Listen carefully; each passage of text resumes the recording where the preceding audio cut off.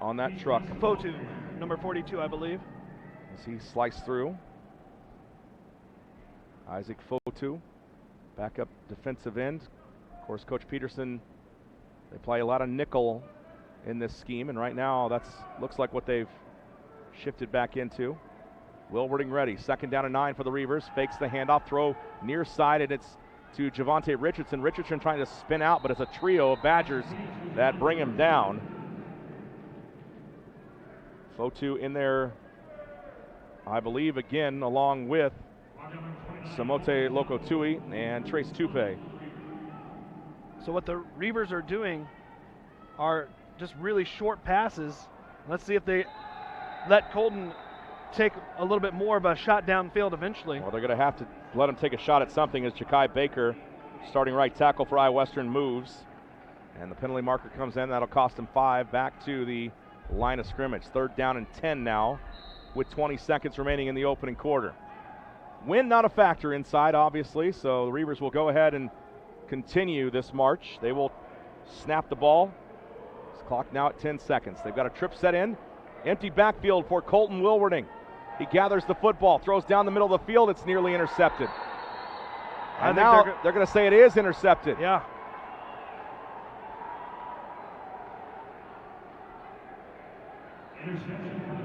Looks like Noah Purcell, the man that dove in, number 47. Yeah, somehow he managed to get his arms underneath that ball and scoop it up and keep it from hitting the turf. And the ball spotted at the 35-yard line. So that's where he scooped it up. I thought perhaps it hit the turf, but we don't have the benefit of review for the officials here. And it will be snow football. Both teams now with a turnover. Braxton Kerr set in the backfield. He will pass on 1st down. Throw down the middle. It's caught by Jalen Powell. And Powell hit immediately by Corey Hernandez on the play. That was a big hit by Corey Hernandez, something we've seen him do more and more this season. That'll be the end of the first quarter. Reavers lead at 6-0, but snow on the march. They'll have a 1st and 10 from the Reaver 21 when we return. This is the 2018 Champions Game of the Graphic Edge Bowl in Cedar Falls, Iowa. You're listening to it and watching it on the Reaver Sports Network.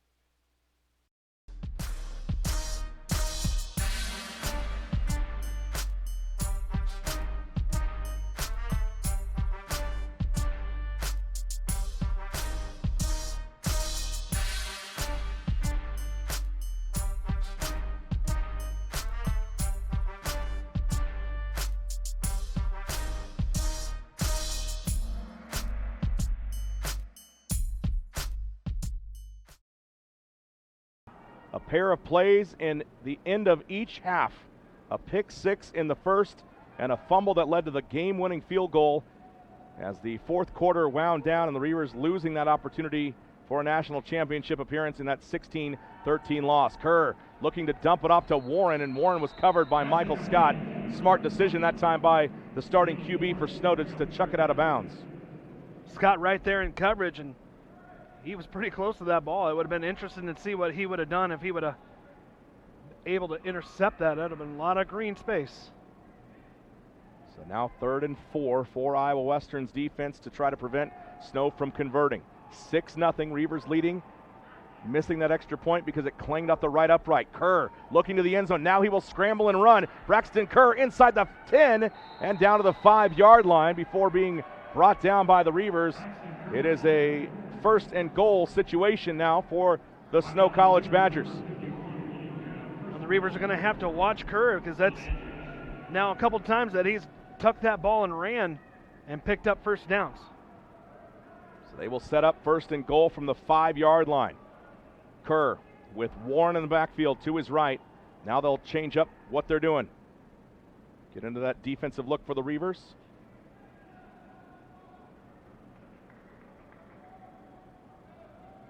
Here's the snap. Turns to his left, and Warren nowhere to go. He's going to lose several on the play. Great penetration getting into the backfield quickly with Simeon Gatling. Also Michael Scott and Corey Hernandez for the Reavers. Gatling was able to slow up Warren, not let him turn upfield and get ahead of steam. Snap into the belly of Kerr. He'll fake it to Warren, and now it's a Chase Hess that is down to the 1-yard line. Nice tackle for Corey Hernandez to save the touchdown. 3rd down and goal, and a nice 7-yard pickup for Snow. Again, just great play action by Kerr. He sold it that Warren had the ball and just rolls it out back to his right, finding Hess. Warren behind Kerr, directly behind him as they stand in the pistol. Check to the sideline, 12:40 and counting. Kerr will just get under center, push forward, and that's a touchdown for Snow. Across the goal line, and we're tied in Cedar Falls at 6 apiece. A 1-yard plunge for Braxton Kerr. It is his 5th rushing touchdown of the season, and that was the kind of thing you want to do, keep the defense off balance. Don't let them get that push. That's exactly what they did. He just runs up, goes under center, and you know exactly what's going to happen, but when you get all those big bodies pushing you forward and backwards, and they was able to get his way into the end zone. Here is James Baird, 60 of 69 on extra points this season. 70th touchdown scored for Snow. And the extra point, no problem, into the net. It's 7-6 as the Badgers have rallied to take a 1-point lead. 12:36 to play here in the second quarter. Iowa Western trails the Badgers on the Reavers Sports Network.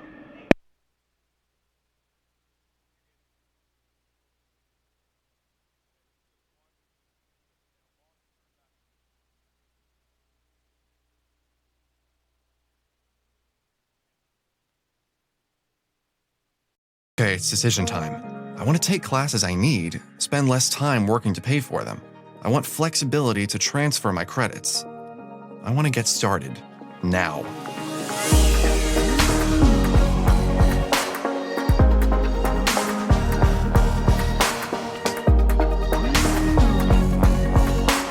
Find your path at iwcc.edu and get hands-on, real-world experience. Start now at Iowa West. Falls, Iowa, the Allstate Insurance broadcast booth.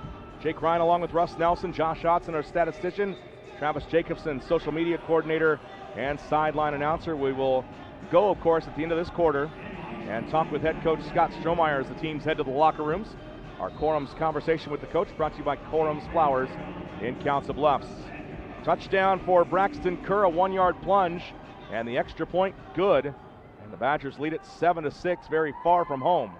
Here's the kick for James Baird, and it will be Michael Zachary taking it at the 2-yard line, out to the 15, the 20, cuts back, slipped up a little bit, and now his momentum will be stopped around the 28-yard line. Penalty marker in to close the play out. Yeah, you were hoping that you could have a big return by the Reavers. And we'll get the penalty call here in just a moment. We welcome those watching on Channel 10 on Centricom in San Pete and Sevier counties in Utah, and of course those watching on Snow Television as well. So a block in the back against the Reavers comes against tailback Gayflor Flomo, and that'll push him a little bit farther back. We also welcome in those watching on Reaver Vision today, Iowa Western Television. The crew driving up, led by Craig Carlson, J.J. Davis, Brent Pentecost. Hard-working guys. Battled the snow, battled some accidents on the interstate this morning, and got here and have set up and brought this broadcast to you in beautiful HD quality. As we are just in front of 4 o'clock in the Central Time Zone. Second quarter action continues as the Reavers will set up after the penalty at the 16-yard line. First down and 10. TJ Starks is back in the game. He will throw quickly into the hands of Nick Singleton. Singleton, hands to the face against Snow, but not called for. Yeah, and there's multiple penalties that come in. It looked like as he was trying to make the tackle, reaching up was Kahi Neves. And then as Singleton got out of bounds, a couple of Snow College players hit him out of bounds. I believe that will be what's the call because the penalty marker didn't come in on the contact to the face. And let's hope Nick is okay. We really need him in this game. Reavers on that west sideline right in front of us. Snow occupying the east sideline. And the officials still sorting it out. Your details brought to you by Quality Ink Tattoo in Omaha. You can check out their work online at qualityinktattoo.com. Of course, Dead ball foul, number 27, defense, laying it out of bounds. That 15-yard penalty will be enforced. so it is a late hit by Trace Tupe. And Tupe just playing hard. And Singleton, I don't believe I see him. In fact, Bennett Spry has checked in for the Reavers in his position. We'll hope that Nick is back sooner than later. ICCAC offensive player of the season, as he and Elijah James did work. Elijah, the defensive player of the conference. Tell you what, that's where the talent comes from. Snow dominated out in the Western States Football League, and the Reavers took care of business in the ICCAC. Also, for the most part, in the Jayhawk Conference, but that one slip up to Garden City. And it was a game of what ifs, and just a couple things we could have said, what if it went this way instead of that? But at the end of the day, you can't have what ifs if you want to win the ball game. So the Reavers still trying to figure out where the penalty is going to be. They move it to the 34-yard line. TJ Starks, the transfer. As you see what he's done this season. Snap to TJ. TJ on the run outside. Bennett Spry makes the catch, and he's pushed out of bounds by Snow's number 29, Alton Jones Jr. Nice catch for Bennett, only his second of the season.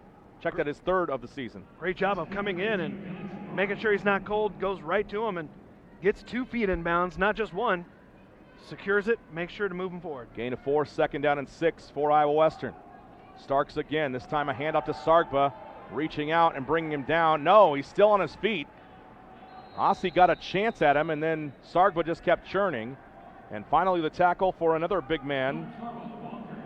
It is number 93 on the play.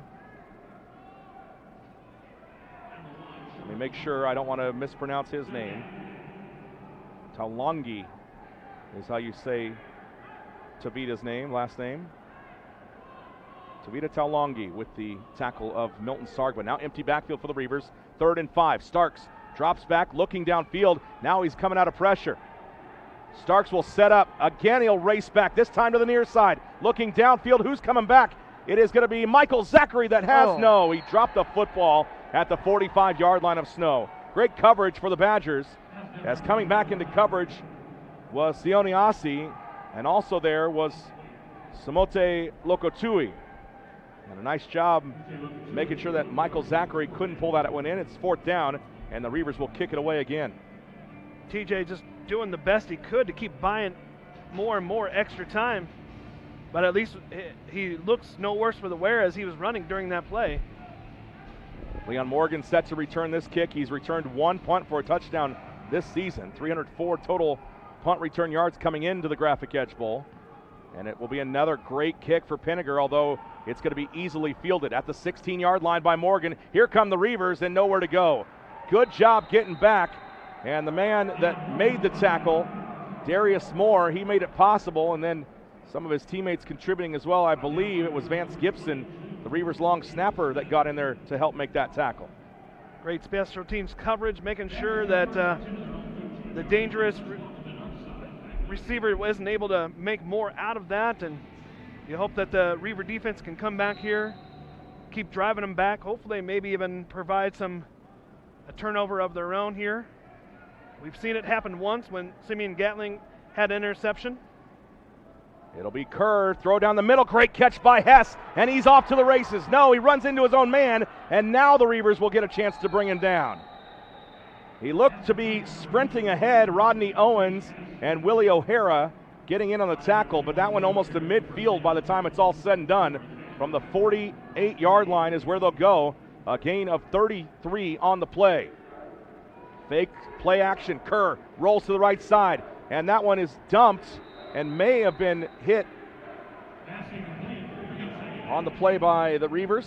I don't know if he got a piece of it. That's Devin Drew that raced outside. Either way, it is going to be 2nd down and 10. So Snow going very quickly, trying to keep the Reavers off balance after that big play to the tight end Chase Hess. Kerr, hard count, nobody goes. They'll check the sideline and work a new play in. 48-yard line, 2nd and 10, 7-6 your score, 10.5 to play in the opening the opening half. Hand off to Jalen Warren. He cuts back to the left side. Again, a good tackle. This time it's Reaver linebacker Kalen Jennings, the sophomore out of Southeast Polk High School in Des Moines, Iowa. The Reavers are forcing a third and a little bit longer situation. So, again, you hope to force them into where you know their play call. You think that this would be a pass. You get your down lineman, get that penetration upfield. Gain of 3, it's 3rd and 7. Kerr throws to the far side, and the Reavers saw it. Chase Hess did not. Rodney Owens couldn't come back enough, and Jamarian McDonald just couldn't catch up with it. And it's 4th down for Snow. They'll bring in their punting unit. Great job by the defense. They give up that long pass reception to Chase Hess, but then really shut it down after that. Jake Ryan along with Russ Nelson in the Allstate Insurance broadcast booth. It's brought to you by our friend at Allstate Insurance, Mr. Steve Cates. Of course, he can be found online with the Google search CATES. Bunker Weimer on to put it away again. On the season, Bunker has pinned opponents 8 times inside the 20.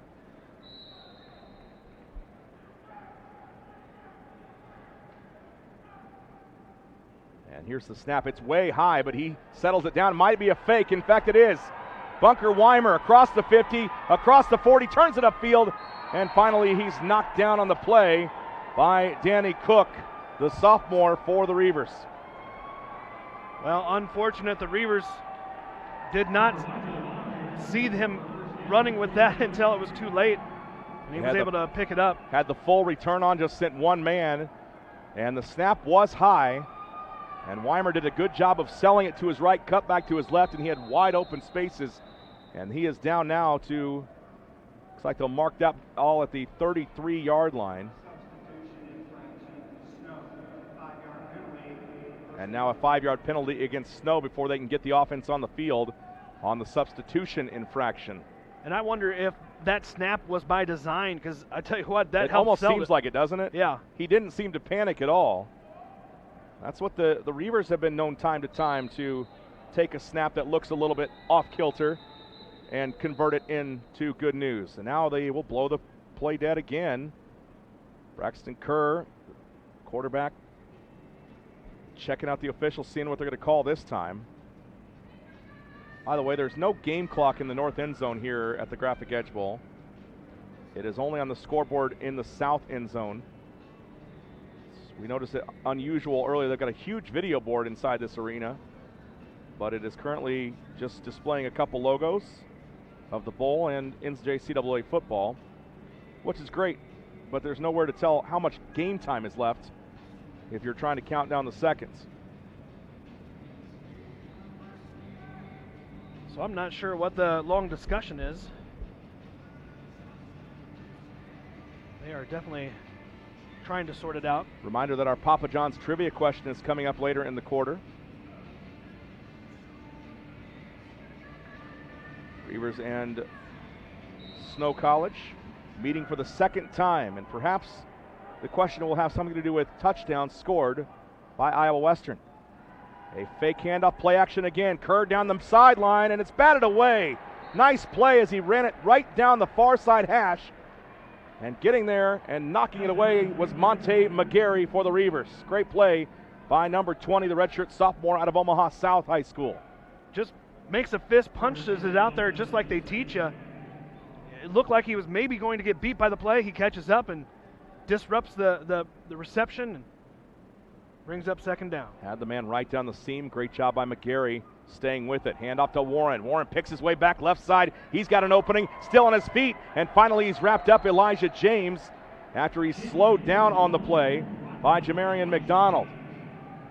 Boy, Warren does not stop moving those legs. Fantastic cutback for Warren. On the year, 136 carries, 1294. He is well above the 1,300-yard mark now. Kerr set. Here's the snap. Handoff again. No, it's a throw to the far side, and that ball is incomplete, intended for Jalen Powell. Out to pick him up for the Reavers is Drew Dostal, the backup strong safety from Cedar Rapids, Iowa. We are in Cedar Falls, Iowa right now in the Unidome on the campus of the University of Northern Iowa. They play in the Missouri Valley Conference, and I believe their last football game of the season was against Lamar a couple weeks ago. At least home football games. Snap to Kerr, handoff again to Warren. Looks into the middle, and he's got a great head of steam, but Dostal is there to just hit his feet in time to keep him out of the red zone and shy of a first down. And I think that's what you're going to have to do to bring down Warren. You got to get him around the bottom of the legs, because if you get him around that waist, he's just a strong runner and will run right through it. There's Drew Dostal. A couple of good plays in a row as he gives Corey Hernandez a break at that strong safety spot. Kerr ready with Chase Hess to his left in front, and the tailback Warren. It will be another handoff. No, it's going to be Kerr. Keeps it to the far side. Did he get enough? Looks like this spot will be close. 4th down and inches or a first down. And it will be just shy of the first. And I thought it was closer than even where they spotted it. Kerr again will get under center. Tries to get forward, and I'm not sure if he got it this time. As he surges forward, Reavers think they've got to stop, at least Devin Drew does. And so do the rest of them. Let's see where the spot is and if it requires a measurement or not. Needed the 17-yard line. And that ball looks like it's at the 18, but we'll see what they sort out. And here comes the chain gang.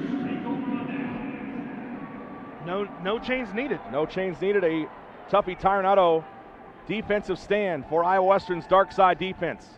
That's a big one right there, Russ. You've already got Snow leading by a point because of the missed extra point that the Reavers had. And now a chance to turn it the other way. And they had all the momentum going their direction. Picking up that fake punt kept the drive alive. Defense held strong. Welcome in those folks listening in the lovely state of New Jersey. I know that Monroe out of New York played earlier in this game against Iowa Central. Lots of Reaver Nation listening in throughout the country. Javante Richardson to the far side. Takes exception to Leon Morgan making the tackle. Well, Leon just kind of held Javante's leg for a little bit more than Javante thought he should. We've already seen one unsportsmanlike late hit out of bounds. Reavers ready. Hand off to Sargman. No, maybe. I don't know. Did Starks keep it? And it is Starks that kept the football. It was almost as if neither one of them wanted to give up the rock. So after a good first down pass to Richardson, a second down run will back him up. 7-6 your score, 7:27 to go. Starks in trouble. Now he falls down at the 20. So the Reavers will have to punt it away again as TJ went to cut and his leg slid out from underneath him. This turf is 2 years old, if you're wondering, in this arena, but they often roll it up for special events. So it isn't like it's situated perfectly, and there are a few spots where you step near a seam that it will give a slight bit. That time TJ just lost his footing. So Hunter Pinniger will be on to boot it away deep in their own territory. He stands at the Reavers 6-yard line. The plus is that the Reavers got a 4th down stop. The bad thing is that they go 3 and out. Bounces at the 47, and now still heading downfield. Great Reaver roll, and it will trickle down toward the 35 and finally be picked up at the 36-yard line of Snow. That's where the Badgers will take over. Another possession coming. 6:35 to go. 7-6 your score as Snow leads on a 1-yard touchdown run and extra point by Braxton Kerr, their starting QB.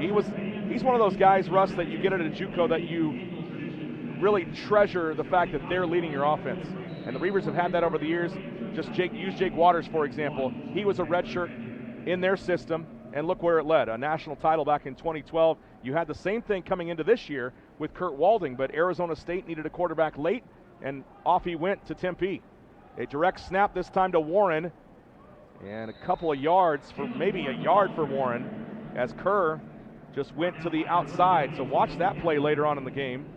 With the direct snap to Warren, you don't want to see Braxton Kerr making a catch on that play. Exactly, and that's what Snow's probably going to have to do later as this game progresses, is mix up their offense. 2nd and 9. This time it's Kerr with a direct handoff to Jalen Warren. Nice tackle, undercut on the far side. And that time it's Andra Gilbert, number 13 for the Reavers, slipping in and knocking him off his feet. Again, the good tackles on Warren have been low around the shins and just bringing him down. Another no-gain occurrence, and it will remain 3rd and 9. And you're exactly right. And one thing they're doing is everybody's contributing. You have some names that we haven't necessarily called throughout the season, but they're in this game for one reason or another, and they're still making those tackles.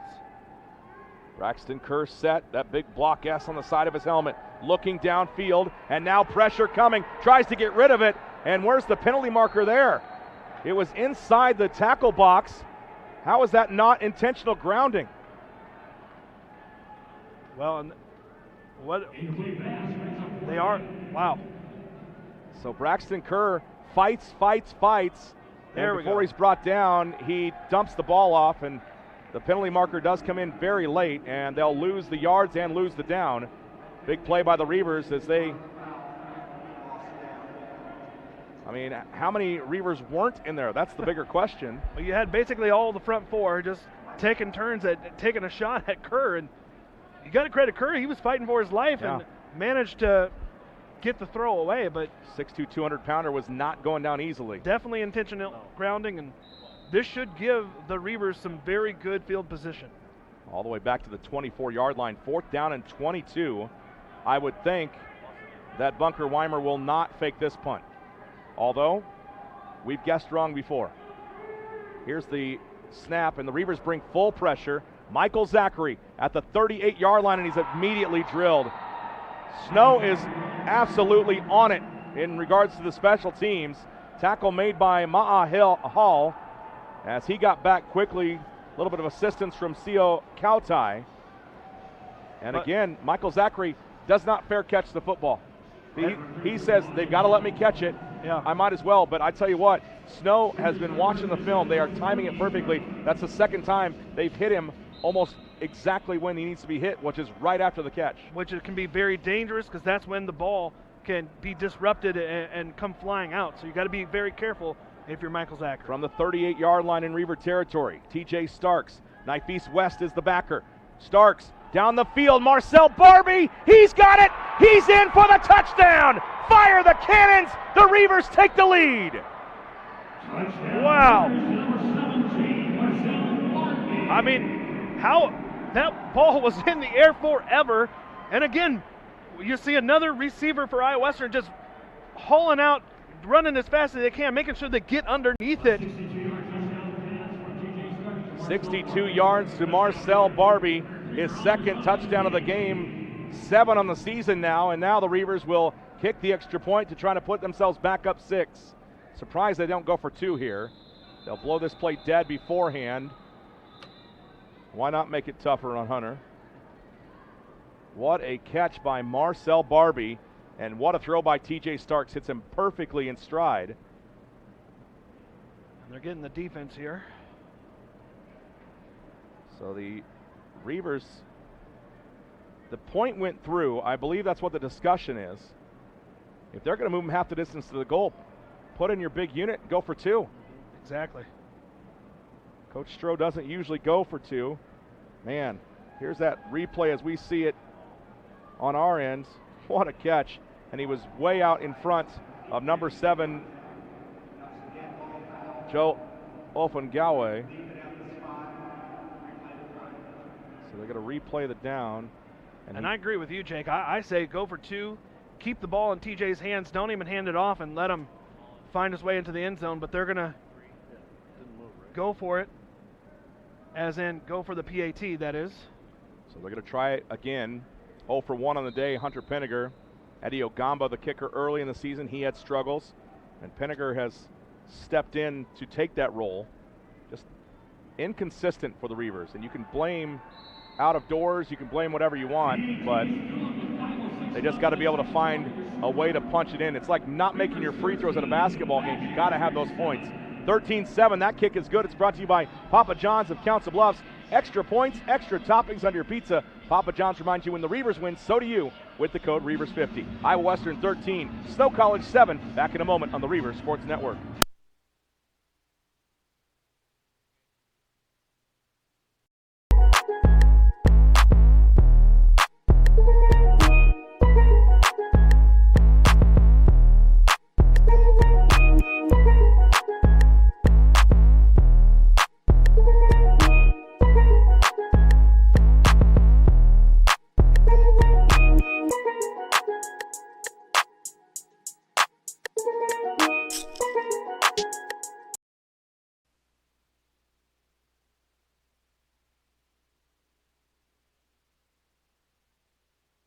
It's decision.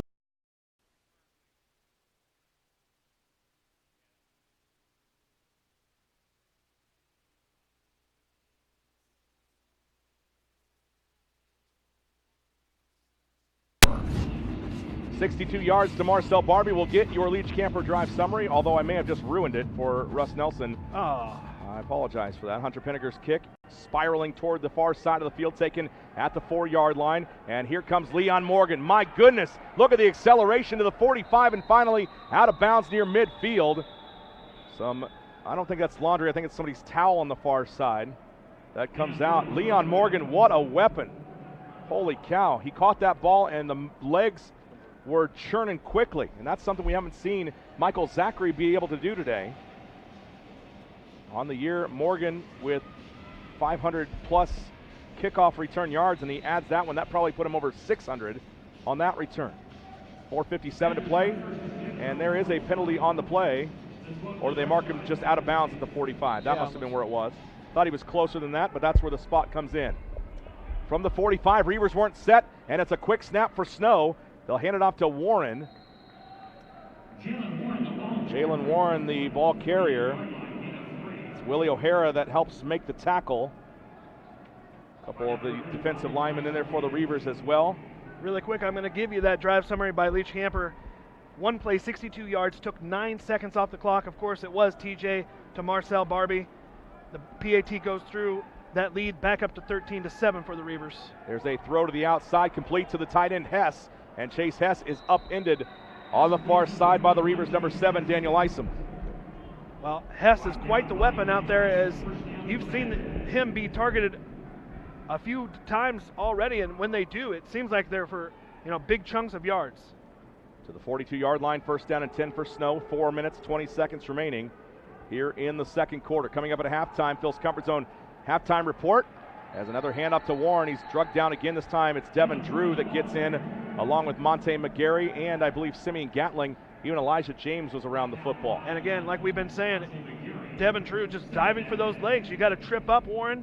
Don't let him keep moving those legs around. You just basically wrap him up around the ankles, and he's not going to be able to run through that.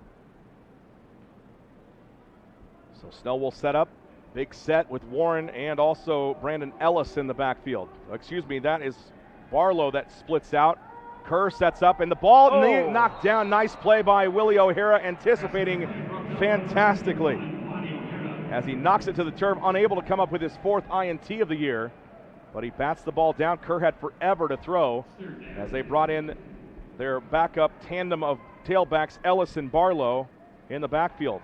Now Kerr will send Barlow out to the left side. Empty backfield for Braxton Kerr. 3rd down and 10, ball at the Reaver 42-yard line. Iowa Western leading 13-7. We saw earlier where Kerr was going to go with a quarterback sneak on this one, as our quarterback draw, that is. Kerr will set up, throws, and it's perfectly caught by the running back. That's Weston Barlow that races out to grab it. 4th reception of the year for Barlow, and it's a big first down for the Snow Badgers. You got to credit the Badgers offensive line. They're doing a good job of giving Kerr enough time in the pocket and letting them survey the field. Kerr again, this time he'll throw into the hands of Powell, who's wrapped up immediately by Isom and Hernandez for Iowa Western. Yeah, they're just doing a lot of quick throws, and the defensive line is going to have to start getting their hands up and try to block some of those passing lanes. Barlow will split wide right, trips to the near side in an empty backfield for Kerr. Braxton drops back, throws to the end zone. Powell is there. It's going to be knocked away by Jamarian McDonald. And McDonald had a chance at the INT and just caught the ball off his hands awkwardly. And it's 3rd down and 4 to go for the Snow Badgers. Yeah, it's almost like he was twisting in the air, but twisting the wrong direction away from the football, so unable to make an interception. Barlow again in the backfield. He'll move from behind Kerr to the right of him. Kerr steps to the line, now back a couple steps, ready to go. Under 3 minutes to play. Snow trailing by 6. Throw inside the slot, and it's going to be caught by Keyshawn McCoy for a first down. Gets just enough inside the 15. Down to the 14-yard line. The chains will move. It's 1st and 10 with a chance to convert another first down before scoring for Snow. Just a quick inside slant for McCoy, and that's all he needed for the first down. 53 points a game the Badgers average. The Reaver dark side very stingy, only 14 points a game. Braxton Kerr, hard snap.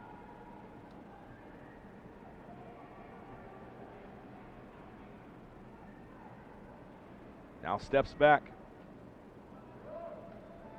He will roll out after play action to the right side. Throws to the end zone. It's off of the hands of Keyshawn McCoy on the far side. Double covered, although that throw was splitting the difference between the Reavers that were on the defensive. And that time, Daniel Isom, I believe, fell down before the ball arrived there. If he was able to stay on his feet, he probably could have made a play on that football. 2 minutes, 20 seconds to play in this opening half.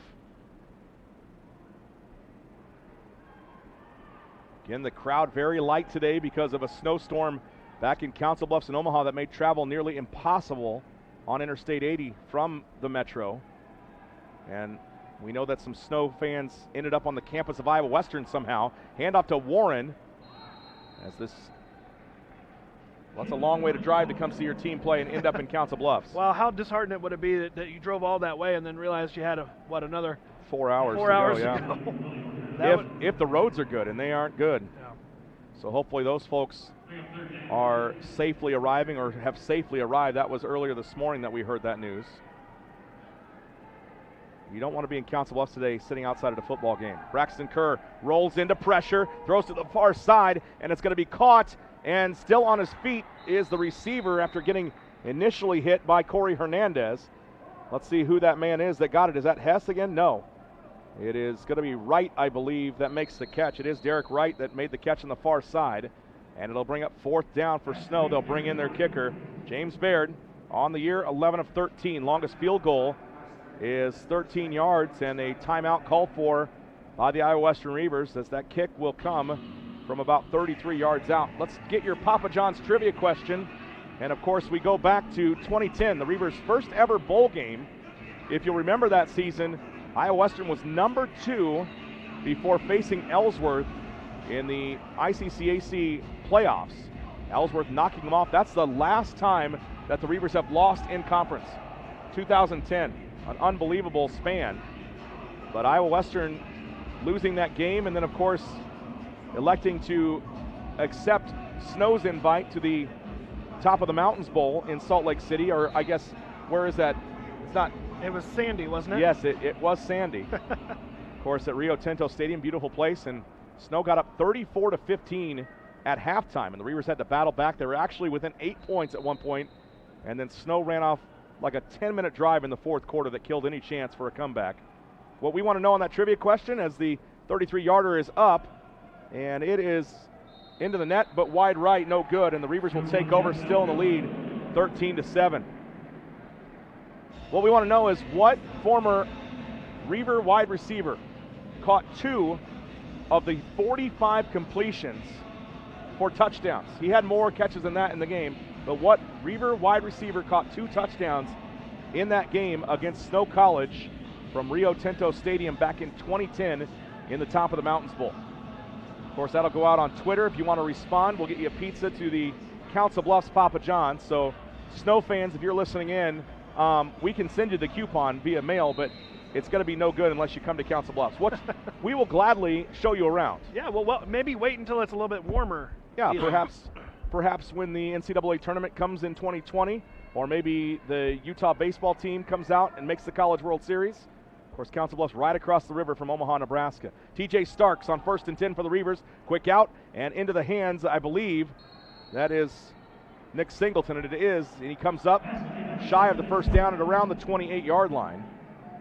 Gain of 8, though. Nope, they're going to say the 29-yard line, so it'll be 2nd and 1. A minute and a half. Reavers with 2 timeouts. No, 1 timeout to burn. Starks again. Here comes pressure from Snow. Down the field to the far side, and that one nearly hauled in on that far side by Javante Richardson. Verbal commit back to Kentucky, where he transferred from.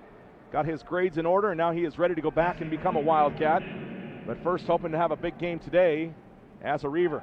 Unfortunate there. That would have been a good chunk of yardage with 1:15 remaining. Yeah, that would get you right back into where you want to be, and almost looked like he was about ready to tip that ball back to himself, but unable with all the pressure.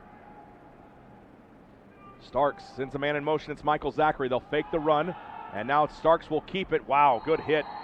Coming up and pounding him to the turf was number 35 on the play for Snow. That is Jaquez Wright. All at the 35-yard line. Or check that, the 30-yard line. Good enough for a first down for the Reavers, but man, he took some punishment. Ball snapped. Starks, time to throw. Down the field, and that one thrown up for grabs. Who's going to come down with it? The Reavers do. Oh, yeah. Marcel Barbie hauls it in double coverage. Holy smoke. What a play by Marcel Barbie. Connor Smith and Wright were there. Yeah, that was right in front of me. What a heck of a catch from Marcel Barbie. Travis Jacobson on the sideline, down to the 25-yard line. Holy cow, 45-yard gain, and with 43 seconds left, it's Starks that will throw again. Now he's going to duck and run to the 27-yard line.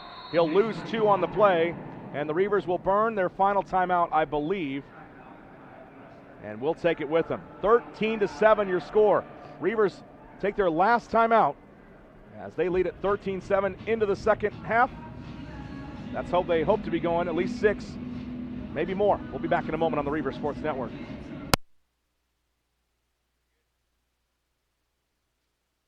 It's decision time. I want flexibility, more doing, hands-on experience, and working sooner.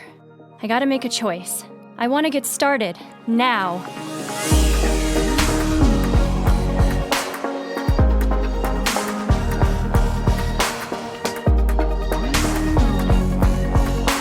Find your path at iwcc.edu and get hands-on real-world experience. Start now at Iowa. From Cedar Falls, Iowa, and the Unidome in a beautiful, beautiful 72-degree day, or is it 78? I think it feels more like 78 to me. I bet it feels like 85. I'm surprised that you're got your shirt still on. 35 seconds left. Great catch by Marcel Barbie. Then Starks loses 2. Starks will throw again. This time it will be thrown over the head of Knife East West. He was the safety valve man, and he went right down the field, defended nicely by Noah Purcell, but the ball was grossly overthrown, and another Reaver is injured. This time it's going to be one of the offensive linemen. So the clock stops at 31 seconds for an injury timeout. The Reavers lead on a pair of Marcel Barbie touchdowns from TJ Starks. Braxton Kerr, the score on the board for the Badgers of Snow College. Jake Ryan, Russ Nelson, Josh Odson. On the field right now, Travis Jacobson will get set to talk with head coach Scott Strohmeyer for the Reavers at halftime. I'll tell you what, Jake, I keep thinking back to that trivia question, and I'm having a hard time even pulling. I mean, that's a long time ago, 2010? Listen, it's a good one. Can you give me clues? His brothers played on the team. Okay, all right. by the way, Marcel Barbie's stat line, 3 receptions, 132 yards, and a pair of touchdowns. So the freshman, unbelievable. There's your rankings on the board. Of course, East Mississippi won the national championship the other night in a 10-9 shootout down in Pittsburgh, Kansas. A decision to go for 2 for head coach Jeff Sims as he is on his way out to a new job. I wasn't sure about that one. His defense was handling the Lions pretty well, and I guess he was just looking to go up in the game, but they lose on a missed opportunity. Tried the old swing and gate, and it did not work. Here we go, 13-7 your score, 31 seconds left. TJ Starks takes the snap. The Reaver QB down the sideline, and again, this one is into the end zone and intercepted. Too many times they've just chucked it up there. And Samote Lokotui trying to shake the hand of Nick Singleton. Who had that pick? Was that 29? Yes. So that's Alton Jones Jr., his 6th INT of the season. Snow College's defense, we talk about their offense in 53 yards a game and 53 points a game and 500 yards a game, but their defense has returned 7 interceptions for touchdowns and a fumble for a touchdown and a punt return for a touchdown. Alton Jones Jr., one of those pick sixes. So they are very opportunistic, and Snow has got numerous touchdowns of over 60-plus yards. Look out for him with 25 seconds to go. Jalen Warren makes the catch, and he's smashed down by Elias Bell on the far side. So it's nice to see one of those defensive linemen continue their pursuit. Elias gets downfield and makes the tackle. Snow's got 3 timeouts going. So the final NJCAA football game of the season happening right now between the Reavers and the Badgers. Of course, they round out things. In 2012, it was the national championship game. Last year, it probably should have been, as the Reavers were number 1 in the country, didn't lose, but somehow finished number 3 in the rankings.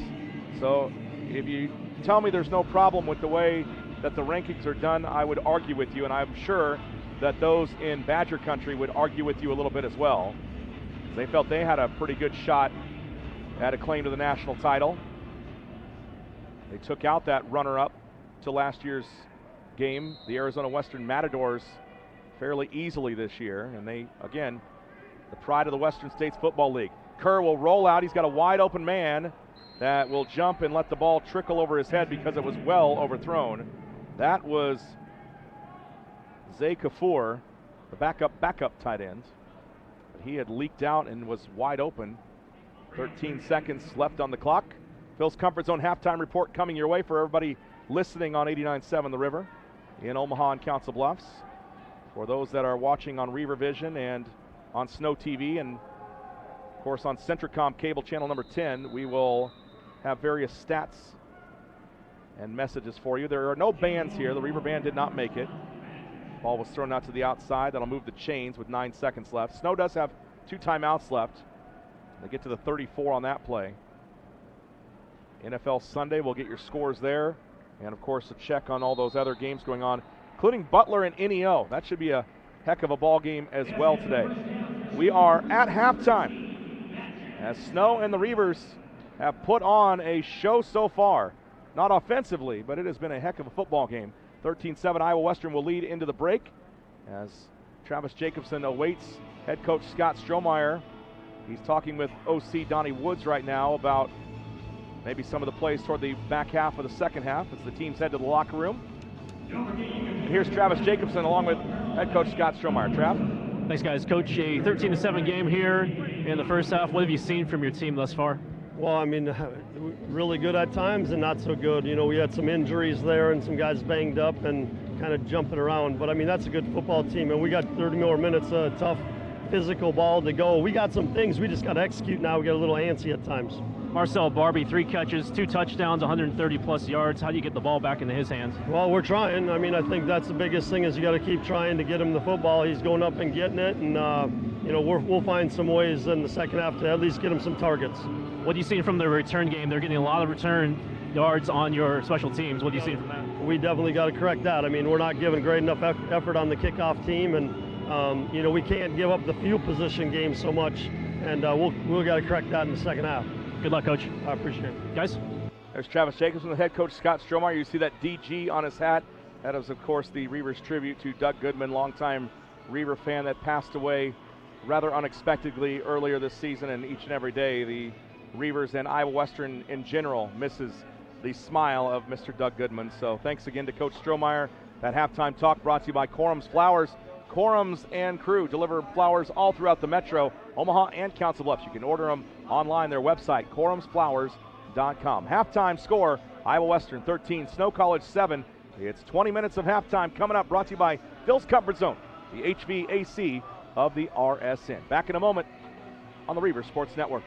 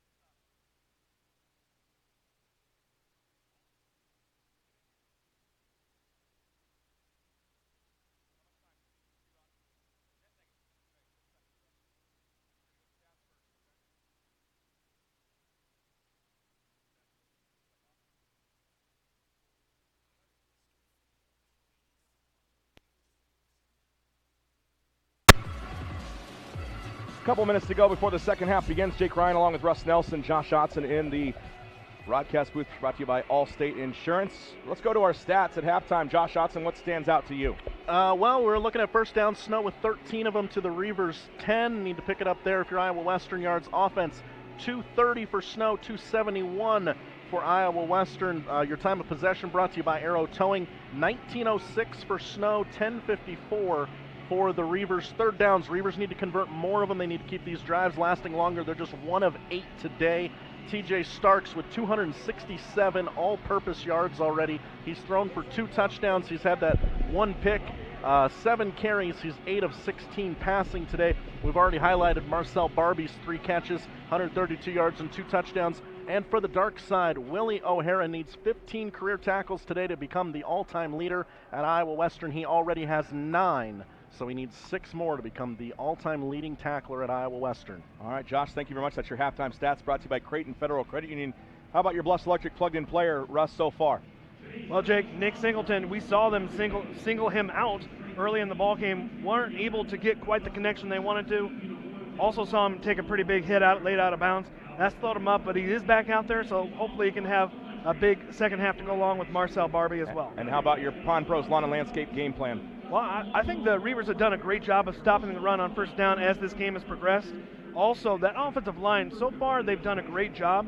They've been protecting, giving TJ Starks enough time. They need to be careful because that defensive line for the Badgers are pretty rowdy. And then they got to stop those big plays. The biggest one we saw basically was that fake punt that they returned and gave them extra life on that down. All right, that's your Pond Pros Lawn and Landscape game plan. From the Unidome in Cedar Falls, Iowa, Iowa Western and Snow College getting set to go in the second half. Jake Ryan and Russ Nelson, and we are expecting more great football in the second half. A good defensive performance, I think, both sides of the football, both sides of the field right now for Snow and for Iowa Western. Well, we've seen both defenses really show up today. We thought maybe we'd see a great offensive output, which we did at times. But I think on both sides of the football, the defense has been playing the larger role in this football game. Yeah, we'll see what happens with the offenses and the defenses coming up in just a few seconds as the Reavers get set to kick it off to Snow College in the second half. Again, the Badgers wearing their road orange unis, navy blue numbers outlined in white, those navy blue helmets with the block Snow S on either side. The Reavers in their dark sales unis, black pants, black jerseys, also Reaver blue numbers outlined in white, and of course the Reaver word mark across the chest. And, of course, those black sales helmets, so pretty. Matte black helmets with the chrome decals on them. Down the middle, of course, with the stripe, and on either side with the IW flag. 30 minutes of football to play left in the NJCAA football season. And we're excited to bring it to you today on the Reavers Sports Network. Jake Ryan, Russ Nelson, Josh Otson, Travis Jacobson, and, of course, the hard-working Iowa Western television crew who are bringing you today's game in HD TV. And a little pooch kick for Penninger coming up to make the fair catch at the 28-yard line for the Snow College Badgers is number 31, Riley Smith, and that's where they will start. Good field position and a little bit of a, well, I don't know, kind of a boring start to the second half. I figured we'd have some sort of run back, but the Reavers, wise decision for Coach Strohmeyer. Leon Morgan has been torching them on the special teams. Well, that's one way. Take the ball out of Morgan's hands, and that was a good little chess move there, if you will, by Coach Strohmeyer on special teams.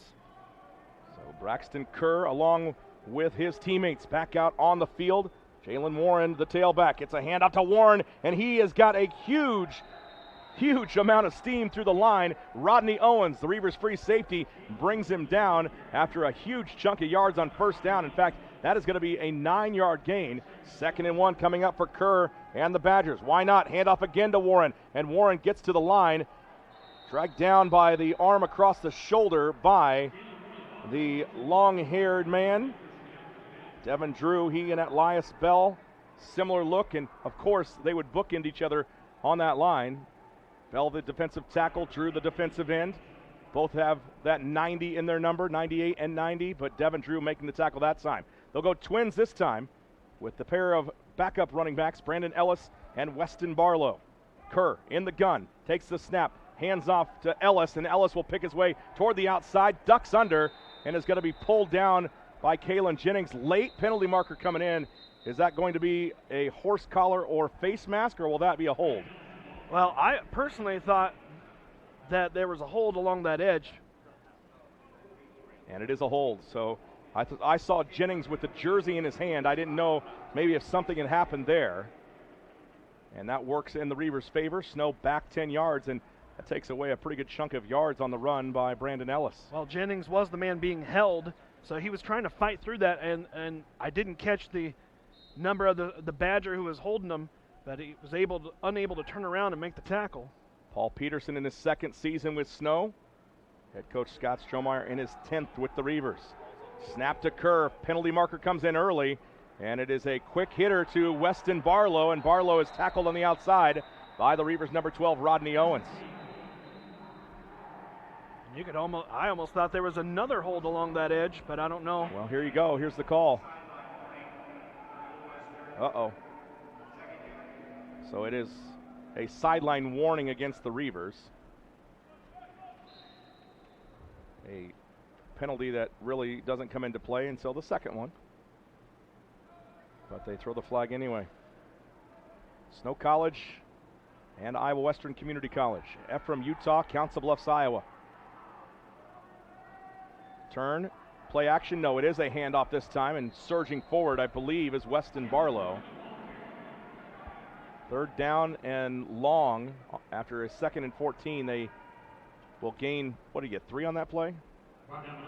Yeah, this is going to be the point where you're going to have to keep an eye on Chase Hess, the tight end. They like him kind of just running up that seam and getting open against the linebacker. He's been fairly productive today. There you see Morris Joseph set to go. Kerr, here comes pressure from the outside. Braxton stepping up and stepping into trouble. He'll get across the 45 and maybe to the 46 before being brought down. It's 4th down and long coming up for Snow College, and the Reavers will send their punt return team on, and here comes the punting unit for Snow College with Bunker Weimer ready to kick it away. He's already had 1 fake in the game, although with 9 yards to go, maybe they don't risk it. Around midfield, though, that's usually the place where you see it the most. Yeah, and we also talked about how the Badgers were just timing this out perfectly on Michael Zachary. He needs to continue to be very careful and secure that football. Weimer, the snap is perfect. The orange laces of the Snow football. Back goes Zachary, and he steps out of trouble at least briefly, and then is brought down. He caught the ball about the 10-yard line and managed to avoid 3 tackles by Snow, but finally Stephen Wright, the football player, not the comedian, gets in there. That guy might be the guy with the most boring voice ever. You do a good Stephen Wright impersonation. Oh, now I'm boring. I appreciate what No, I just thought I'd cue you in, but you didn't take the bait. I can't do it on the spot. Okay. There's a block in the back against the Reavers, so now we're going back farther. There's the graphic EdgeBowl, the Unidome, and that northwest corner. As you see it, Reavers defending the north end zone right now. And we're ready to go back to the 6-yard line. Reavers lead it by 6, 13-7, 12:22 remaining in the final JUCO football game of the season here in Cedar Falls, Iowa. TJ Starks, dinged up in the first half, will hand it off to Milton Sargba, trying to string it to the edge. Penalty marker coming in right at the line of scrimmage, and that's where Milton Sargba got back to. And I almost thought they reached out and got a piece of his face mask. Well, he is so fast, but the problem with Milton is that he's unable to really find those lanes, and we've seen bursts of greatness. Here's another penalty marker that comes in. And this will be interesting to see what the end result is, as that last penalty flag came in around the body of a Snow College defender. See the Iowa Western cheer team, they made the trip in the weather. Here we go. Offense number 77. Personal foul, face mask, defense. Those penalties offset. Replay. So we'll do it again. So I wasn't crazy. I saw a Badger reach out and get a little piece of that face mask. Not in this particular instance. Okay, thank you. We'll maintain your sanity at least briefly. Just before 5 o'clock Central Time as Reavers and Badgers close things out. TJ Starks again, 1st down and 10 from the 6-yard line. Snow coming. Handoff, no. Quick throw to Singleton near side. He's tripped up immediately. Another nice reach out and grab you by Leon Morgan as he just grabbed the top of the shoe. That was enough to bring Nick Singleton down. A couple yards on the gain, actually just one. Morgan again just showing how quick he is. He's got around Marcel Barbie and just able to dive at the feet of Singleton to make that tackle. Second down and 9 for the Reavers, 11:36 to play. They are up 13-7 on a pair of passes to Marcel Barbie. Across the middle, Sargba is blown up. Incomplete pass as he was absolutely lit up to start after the ball had been dumped into his hands. Snow was right there on the backside. Great play to bat it away. And some good sportsmanship, as you see Sione Aussie help up. Alex Vendetti at the end of that play. Linemen got to stick together regardless of what side the ball they're on. The big hogs always have a respect for each other, I think. Reavers 13 and Snow 7. Dangerous territory for Iowa Western, 3rd down and 9. We talked about the Badgers being opportunistic. It'll be Stark, steps out of trouble, and now he's in trouble. Fumble on the turf, and that ball is picked up by Lavaca. Lavaca still on his feet at the 5, and he is still churning forward, and he's going to be down at the 1. Wow. Remind me never to say that again. Sherwin Lavaca picks up the fumble by TJ Starks. It is fumble number 5 lost by Starks on the year, and Lavaca was right there, and he really wanted that touchdown. Man, oh man, very close. But it will be Snow knocking on the door at the 1-yard line. 1st and goal for the Badgers. Oh, just another just unfortunate timed turnover for the Reavers. 3rd turnover of the day for Iowa Western. Plus 15 on the year coming into this game. Hand up to Warren, and he tries to dive for the pile. That might have cost him a yard when it's all said and done. Willie O'Hara there, and Perryon Winfrey. Army crawling out of the bottom of the pile. Where will they put this football? And it will be a yard loss on the play. Back to the 2. 2nd and goal. Hand off to Warren again. Charred the line, and again the Reavers meet him. Willie O'Hara, Kalen Jennings, Rodney Owens, and also Perryon Winfrey flexing the muscles. It's 3rd and goal. That ain't got to work against that Reaver front 4, especially when you've got the safeties and the linebackers doing their job. Well, you're going to have to force the Badgers into doing something different, because if they know you're running the football, they're ready for you. Man in motion is Hess. Handoff to Warren. He'll follow the tight end, and he's in for the touchdown. They get the blocking to the outside. Actually, that's the backup tight end, Tuiavasu. And into the end zone goes Jalen Warren from 2 yards out. His 15th score of the season. And the game is tied at 13 here in Cedar Falls. Well, they finally decided to stretch the play out, go a little bit more outside of the tackle box, and that's where they were able to find that lane to get the touchdown. On for the extra point that'll give him the lead is James Baird. Baird toward the sweet level, and that one is good. And Snow back up a point. 14-13. The Badgers lead the Reavers from the Graphic Edge Bowl in Cedar Falls, Iowa. This is exclusive coverage on the Reavers Sports Network. Okay, it's decision time. I want to experience a 4-year college in 2 years. I want to live on campus but get to my career faster. I want to get started now.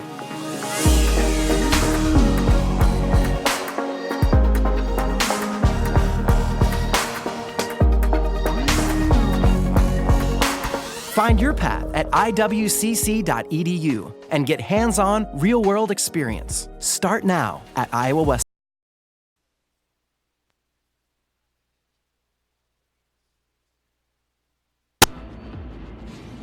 .20 remaining in the 3rd quarter. Iowa Western trails 14-13. Paul Peterson, head coach of the Snow College Badgers, his 2nd season. He was named the head coach in January of 2017. Of course, a Snow alum, and went on to Boston College before a couple stops, BYU and I believe North Carolina State, where he was coaching there. Yeah, kind of similar to Coach Strohmeyer, that he was a quarterback and now finds himself coaching in junior college, and another up-and-coming coach, definitely at the junior college level. So we are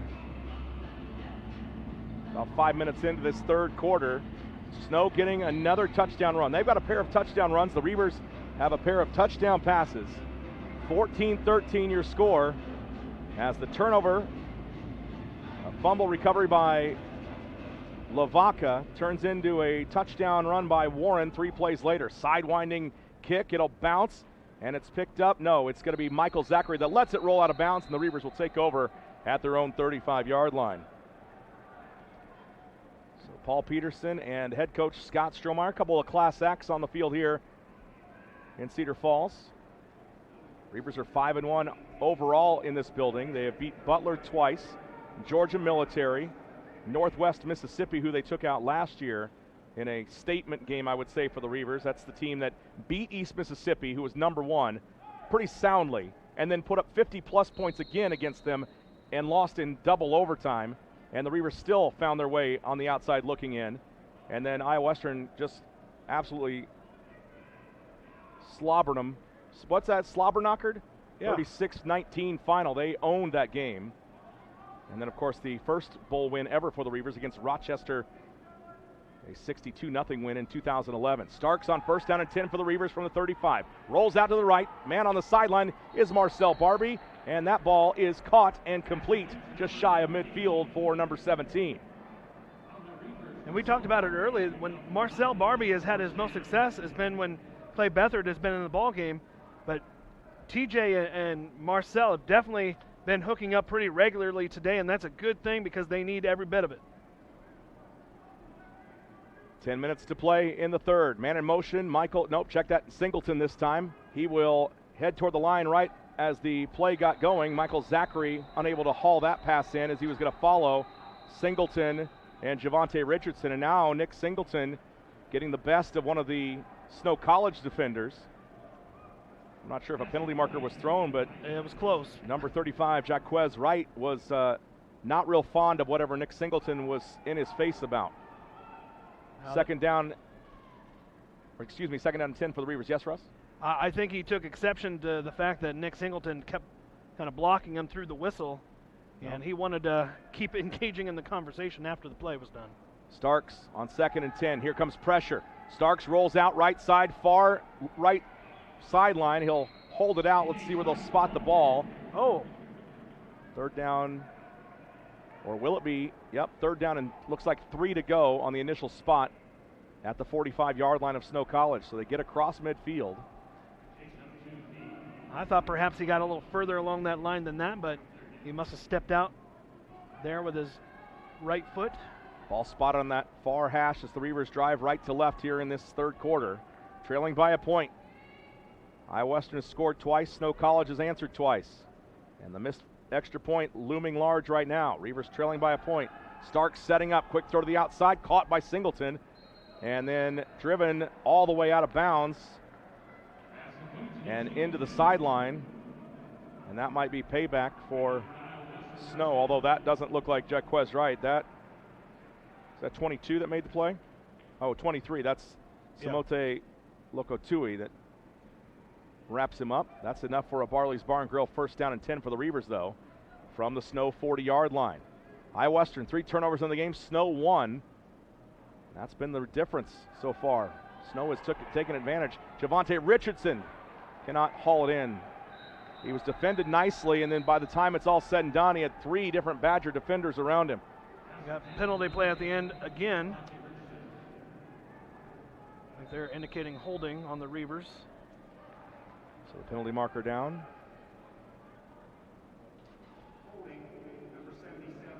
Ja'Kai Baker again guilty of the hold.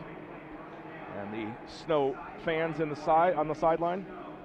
And now a Snow sideline warning. So each team now with a sideline warning.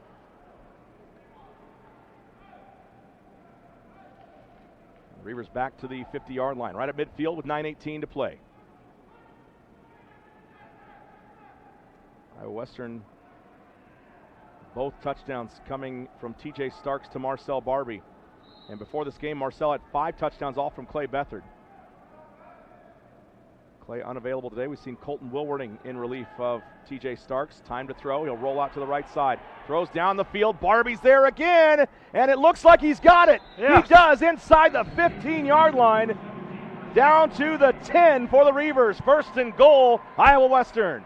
And a penalty marker coming about the 50-yard line. I think they might be getting Baker again. Great catch again, though, by Marcel Barbie. What a tremendous wide receiver.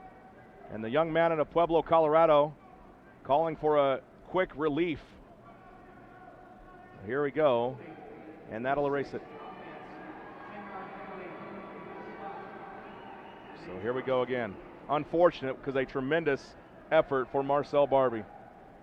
Well, this might be the point where you ask TJ to go ahead and do a quarterback draw and catch him off guard and pick up a lot of these yards back, hopefully. Well, they only need 30. First down and 30 for the Reavers.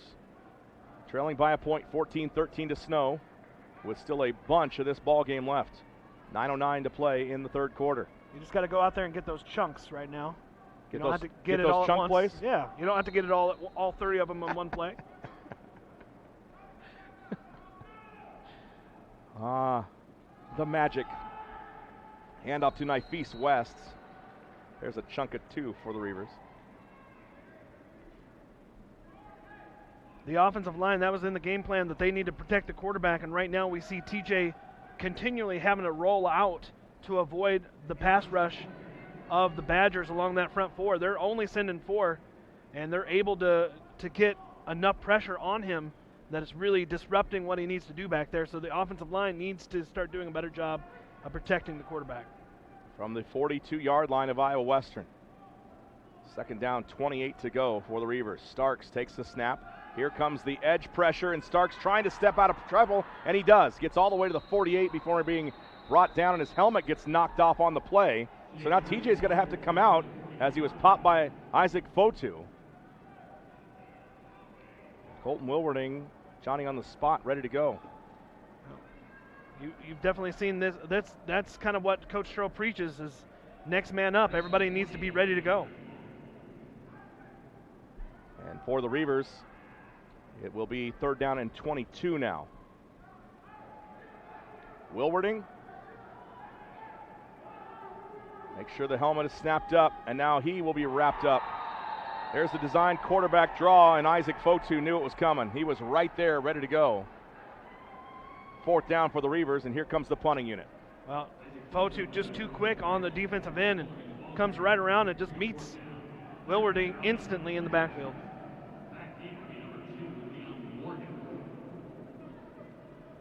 You hope to use kind of their defensive line pressure against them with that quarterback draw. Just too quick to catch up. Pinniger ready. Leon Morgan also ready. He adjusts back at the 15-yard line of Snow. Nice kick again. That's plenty of hang time, and it's dropped. It's dropped, and the Reavers are trying to get on top of it. Loose scrum on the field, and it'll be a scramble there, signaling it's Reaver football. Let's see who comes out of the stack with it. They're still fighting, but yeah, he's already signaled Reaver football. And it is. It is the Reavers that come up with it. Coming out of the pile is Vance Gibson with the recovery. Leon Morgan had it carry him off of him. And the Reavers have got a huge turnover. They'll come back out on the field offensively. Well, Randy is correct. Gibson, just a great kid in there on special teams, comes up big with a big play. And we needed this because the Reavers have had some turnovers. We're trying to even that up, let the offense get back onto the field, see what they can do. And this also gives TJ Starks a chance to get back out there as well. Vance Gibson had the initial pressure, and he rolled over right back on top of the football after losing it the first time. Starks, trouble coming. He'll race out to the left side, throws down the field, and is caught, and then a violent collision after Nifis West hauls it in. John Ofengalwe popped him good, but hanging on was Nifis West, and it's a first down and 10 for the Reavers inside the Phil's comfort zone red zone. Well, great job of just holding on to that football. That was quite the collision at the end of the play. And now a roughing the passer penalty.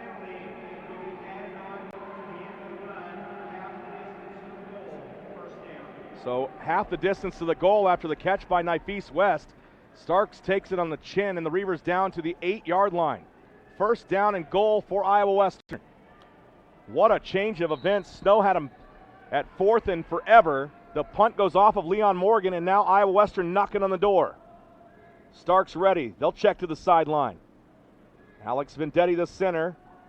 turns around as well. Now Starks makes sure the line has the call. TJ Snow chomping at the bit. Hand off to West, and he pushes forward to the 5-yard line. 6:50 to play. 2 turnovers for Snow, 3 for the Reavers. And the turnovers we've seen have resulted in points. Let's see if the Reavers elect to keep it on the ground, maybe doing a read option.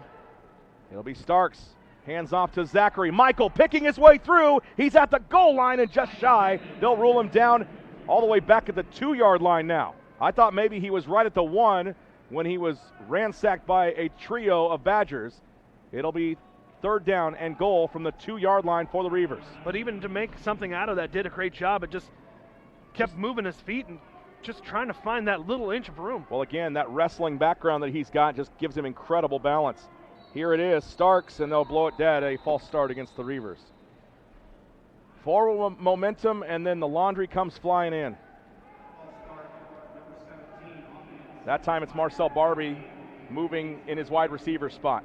And that's something the Reavers have had trouble with all season long. Penalties, just finding them in the worst times.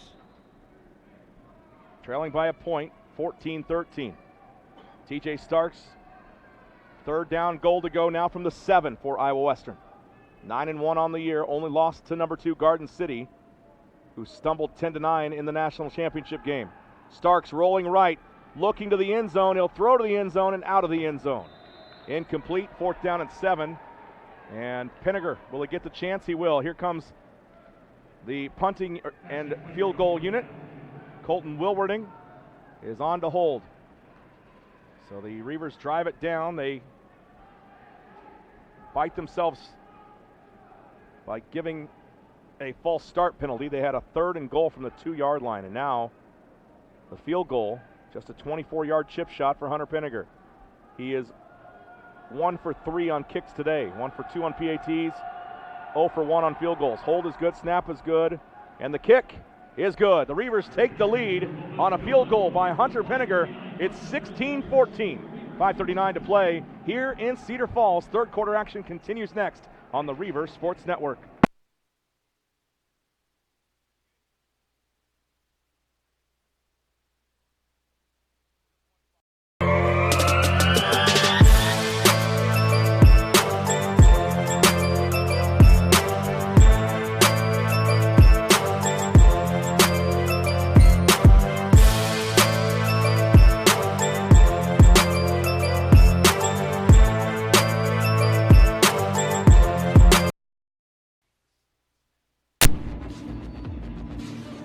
Back at the Unidome with the 2018 Graphic Edge Bowl, your Leach Camper drive summary looks and sounds like this.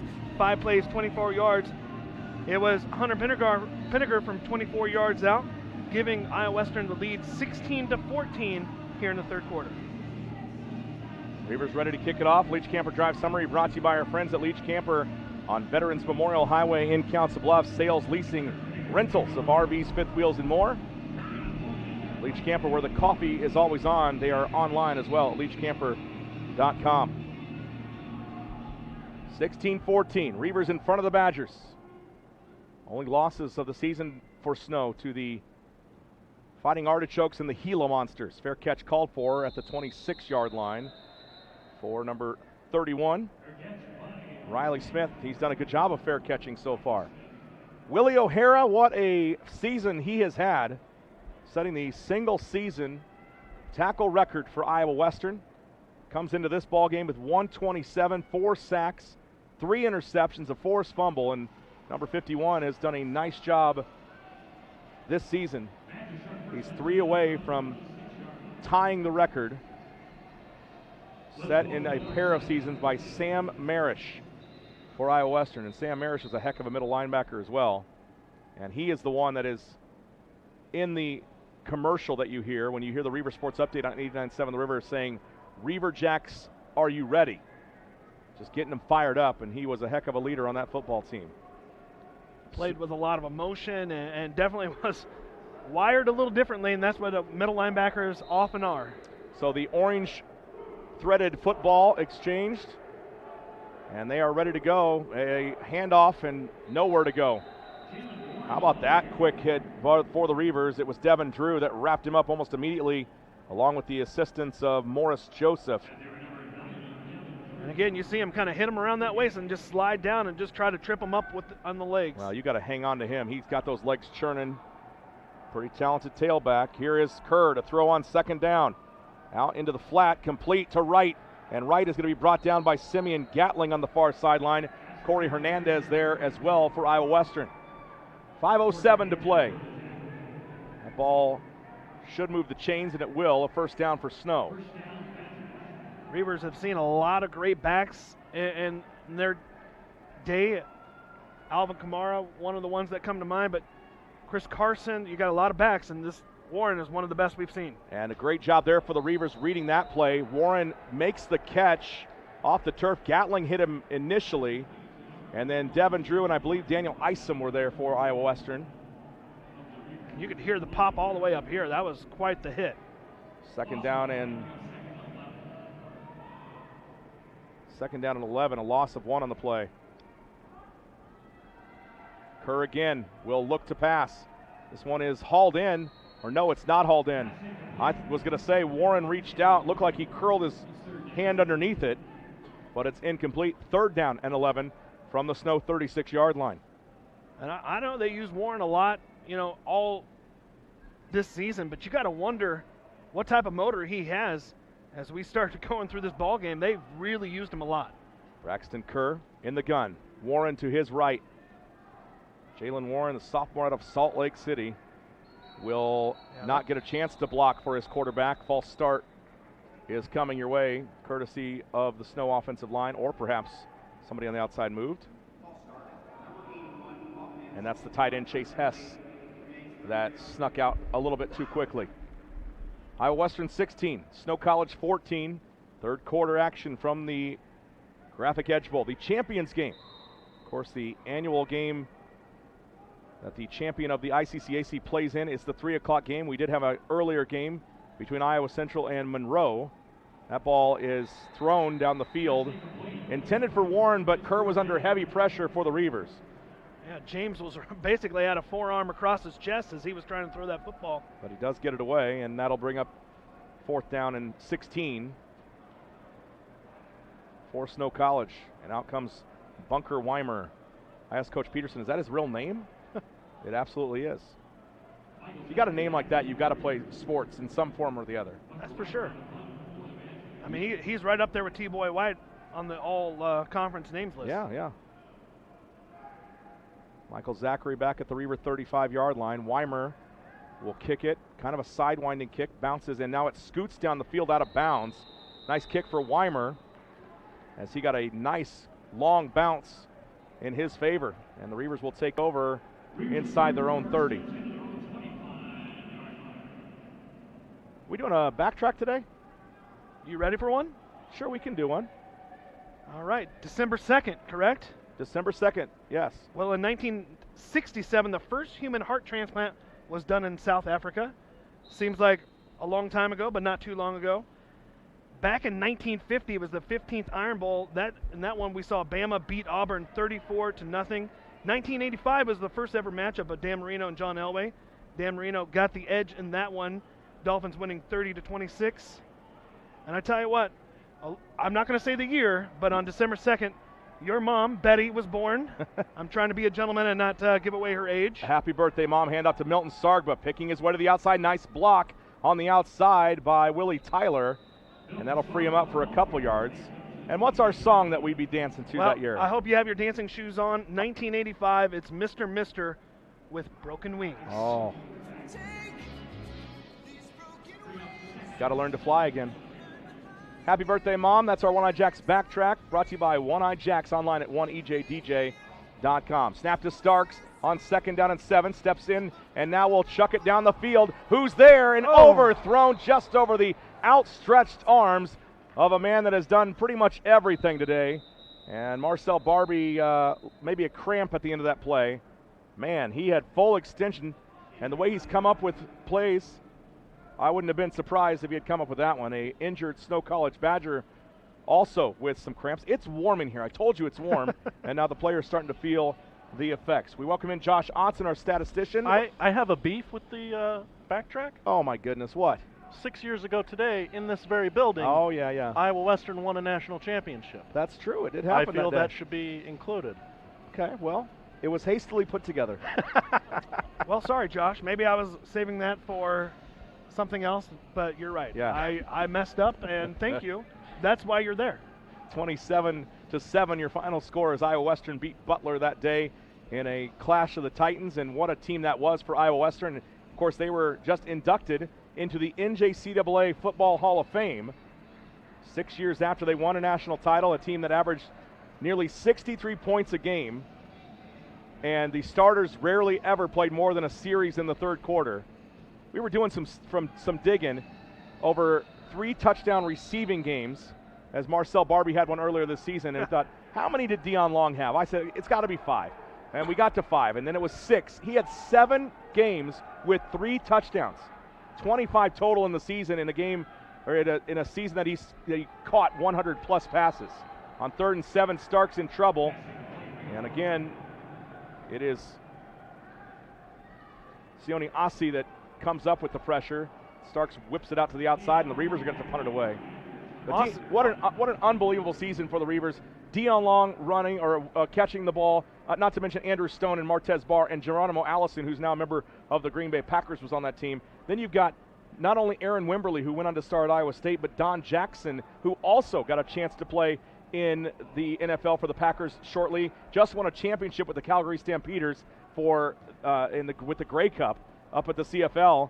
And then, oh, by the way, you throw in Jake Waters, who is an unbelievable quarterback, now a coach at UTEP.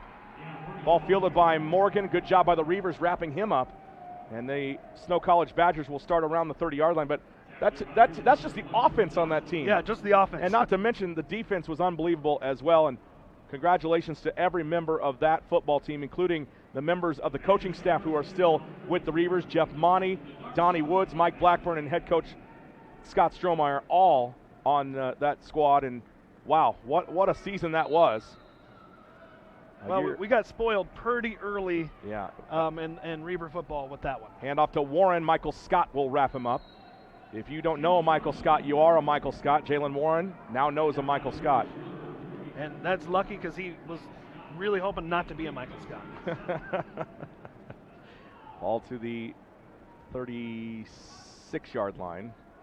Hand off to Warren again. And what happened? Did he flip it back inside? Nope. He never had it. Kerr had Braxton the ball. Kerr had it. He fooled you. What a magician. Under 3 minutes to play. We're cruising toward the fourth quarter. Iowa Western by 2. Willie has just tied the record for career tackles. Thank you, Josh. That number is what, by the way? Heck of a question. 162. Again, Kerr will pull it back from Jalen Warren. Warren was met immediately, and guess what? Who's in on that tackle? Michael Scott and Willie O'Hara. There's the record breaker on that play. Penalty marker is down, and here's the official. Oh. Willie O'Hara tagged for the face mask on a record-setting tackle. We won't mention that part in the future. Yeah, we won't put an asterisk with that.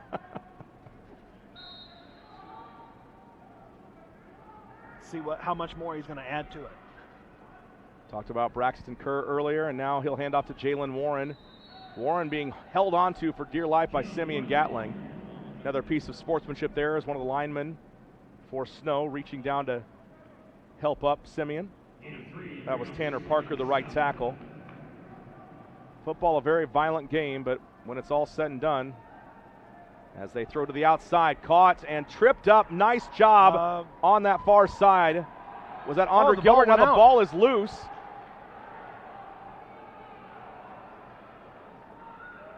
I don't know how he kept off the turf with his knee. So the catch, I believe, was Jalen Powell, number 5.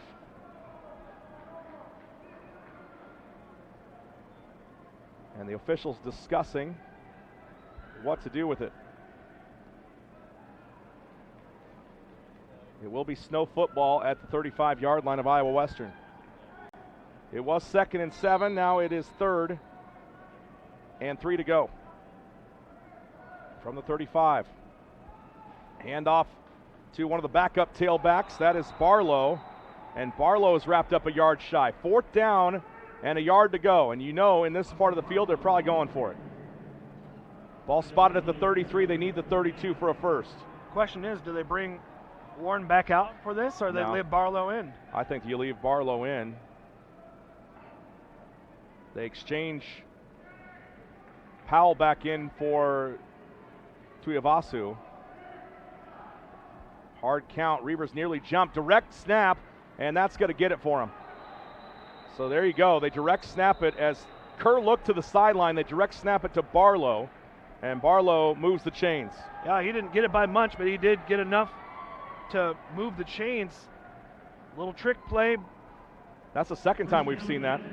The other time was on the Kerr touchdown when he approached the line of scrimmage, seemingly to change the play, and then just took the snap and put it over the end zone, into the end zone. Kerr ready. Snap.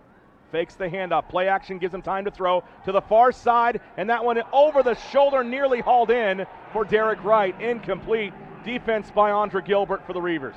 Again, Gilbert looks like maybe he's going to get beat, but he turns around, times it just perfectly, gets a hand in there yet again to break up the pass. Kerr with his hands on his hips.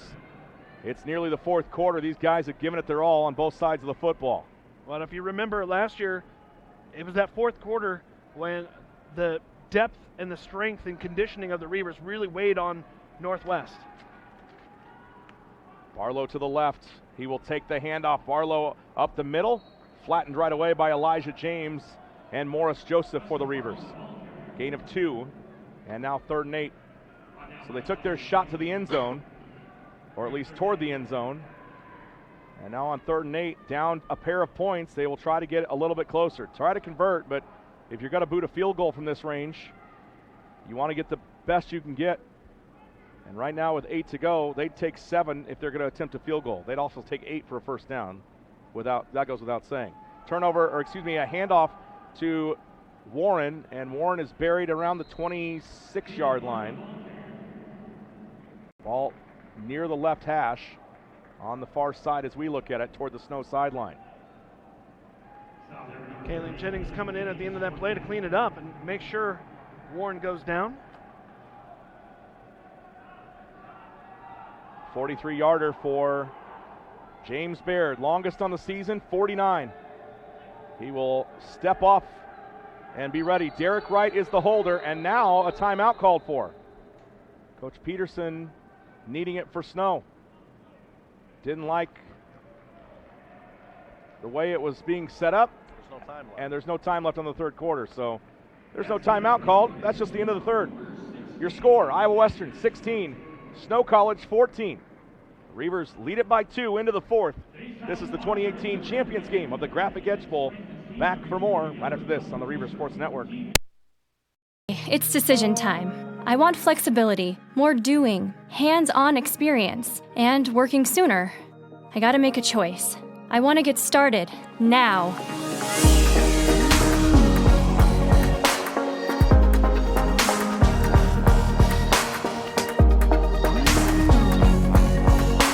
Find your path at iwcc.edu and get hands-on real-world experience. Start now at Iowa West.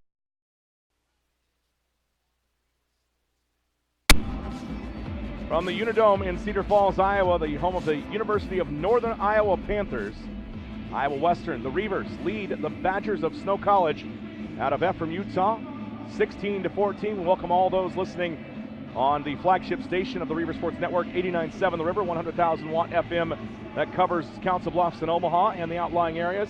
And of course, we welcome all those listening in on Channel 10 for Centricom Cable and Snow TV, the San Pete and Sevier counties, and of course those watching on Iowa Western Television. Baird, 43-yarder, it is good. Nice kick as it's right through the uprights.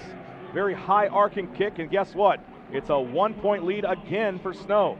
Everything the Reavers have done, Snow has done, and they've added an extra point to boot. 14:54 to go, 4th quarter. We'll keep it right here as we've got some ground to cover. Talked about those rankings. Snow number 9, Ineo and Butler playing today. Ineo number 10, And I know we can get a score update from our Buena Vista University studios and that locker room scoreboard from Cody Weeson. He'll let us know when he has that. What a kick by James Baird to take the lead. Rush, you've got an update on that game? Well, it looks like Butler was down, but it looks like they came back with 8 points in the fourth quarter to win it 34-30 over NEO. So congratulations to the Grizzlies, showing that Jayhawk ICCAC conference pride. NEO, of course, plays down in the Texas League. Hutchinson, a big winner. Iowa Central, a big winner. Garden City, of course, coming up just a point shy in the national championship game from Pittsburgh, Kansas on Thursday night. Maybe next year we can play the bowl games and then have the national championship game. Well, let's try not to be problem solvers. But it's awesome to have that one on CBS Sports Network, and we thank E-Team Sports for their sponsorship that allowed that game to be broadcast nationwide. 14:54, we're broadcasting nationwide as Baird will kick this one a little bit shallow. Fair catch called for at the Reaver 25-yard line, so they'll take it right where they would have had it on a touchback. And is that Flomo that made that fair catch? Yeah. Or no. It was. Yes. K-Floor Flomo, and the Reavers will start down a point with just the quarter to play. 14:53 remaining here in the fourth. Jake Ryan along with Russ Nelson. So we finish up our 10th season of Reaver football as broadcasting partners. Josh Odson, you've been here and there and everywhere. Used to be our producer, and now camaraderie. Every bit of camaraderie on the road. Travis Jacobson, our sideline announcer, and of course the crew for Iowa Western Television. Starks running out of trouble, and now here comes the sack. He'll throw it away. That's an incomplete pass. Snow wanted the scoop and score on the fumble, but that is TJ sidearming it as he was blown up. Yeah, his arm he was had no forward. idea that he was being pursued that closely, and look at that. I'll tell you what, Gotel, come on, I just want the touchdown. He wanted it. Matthew Gotel out of Tacoma, Washington, 6'3", 290-pound sophomore, and that's a heck of a hit, and Reavers, frankly, are pretty lucky that Starks got rid of it when he did. Second down and 10 from the 25. TJ takes the snap, right-handed quarterback, pressure again, steps up in the pocket. Now he wings this one a little bit short. Now it's into the hands as Javante Richardson had to slow down a bit, and the man guarding him didn't see it. It was Alton Jones Jr. that had his eyes deadlocked on Javante. Javante slowed down a bit. The ball comes to him, and Alton Jones didn't have any idea that it was there until it was in his hands, and that'll get the Reavers across midfield down to the 43-yard line. Absolutely, flipping the script on field position. Michael Zachary in motion. Starks nearly loses the handle on it. Now TJ racing out to the far side toward the Snow sideline, turns it upfield, and he's near a first down for Iowa Western. 14-18 on the game clock. 17-16, Snow in front. They've led 3 different times in this game, 7-6, 14-13, and the field goal by James Baird puts him up again by that single point. And again, it's another run by TJ where I thought he had enough to pick up the first down, but they put him a little short. 2nd and 1. The Reavers can't shoot themselves in the foot. They've got to play sound football. They've done it before with false starts and holds in this ball game. TJ takes the snap. Turning is Knife East West. He'll catch it, and that's the little safety valve that you want, and West has it down near the 20. Reavers knocking on the door of the red zone. You could see that one developing right away. West was wide open, and TJ smartly dumps it off into the awaiting arms of his running back. Well, you got 4 receivers that are all dangerous and can hurt you. So what do? You let the running back just slip the coverage and be your safety valve. Nicely done for Knife East. Now Knife East will take it, nowhere to go. It was first down and 10 at the 20. He'll lose a yard on the play.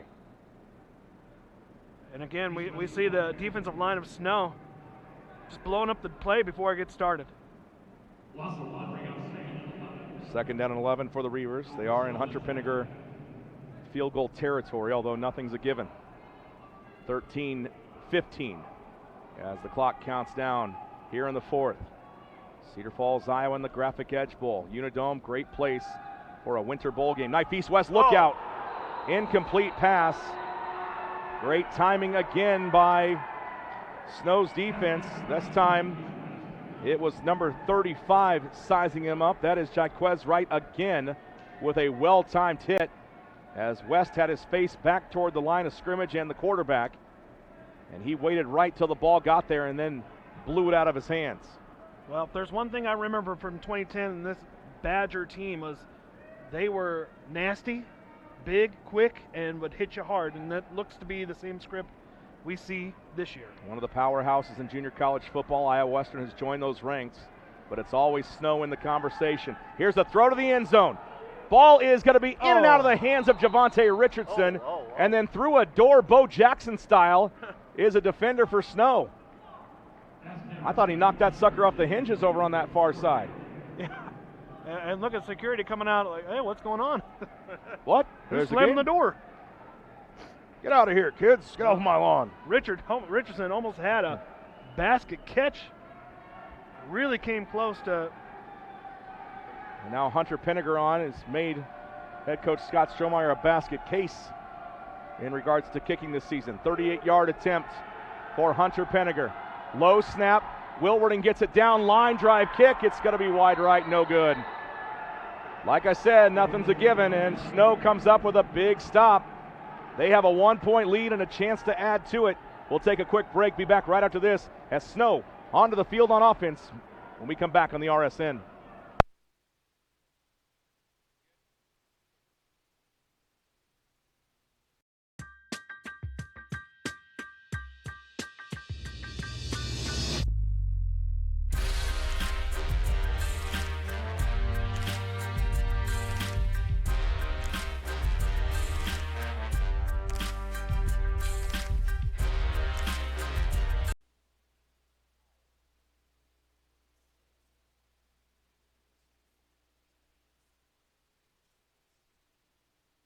Change of possession, and it is a quick handoff, actually a flip to Jalen Powell from Braxton Kerr. Nowhere to go. In fact, he gets back to the line of scrimmage before being upended on the far sideline by Daniel Isom for Iowa Western. Kerr set in the gun, 12:43, Snow by a point. Reavers bringing pressure. Reavers still bringing pressure. Kerr out of trouble, wide open down the field, and it's dropped. Hess was there, and he couldn't hang on. Wow, the defense got so much pressure on Kerr. I thought they were going to bring him down. Kerr was doing his best TJ Starks impression, getting out of the pressure, and then Hess just drops the football. Third down, 10 to go from the 21-yard line. That's where they took over after the missed field goal by the Reavers. Now an empty backfield for Braxton Kerr, the sophomore from West Jordan, Utah. Steps back, looking for a man coming inside. Nice job by Gerard Alton. Intended for Keyshawn McCoy. I thought McCoy was going to come up with it. It would have been diving anyway, as Gerard Alton tripped him on the would-be catch with a hand to the leg, and now the Reavers will take over. They get a Tuffy Tire and Auto defensive stand. That's huge for Iowa Western. Yeah, they just come right in and shut the door. And let's hope that the special teams can play their part.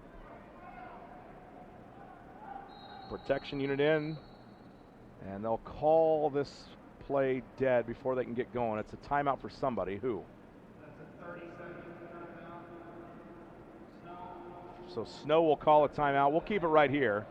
Let's get you your Papa John's trivia question answer. Back in 2010, the Reavers rolled into Sandy, Utah, just outside of Salt Lake City, and the home of Real Salt Lake, soccer team down there in the MLS. Great venue for a football game, and Snow was the home team in the Top of the Mountains Bowl.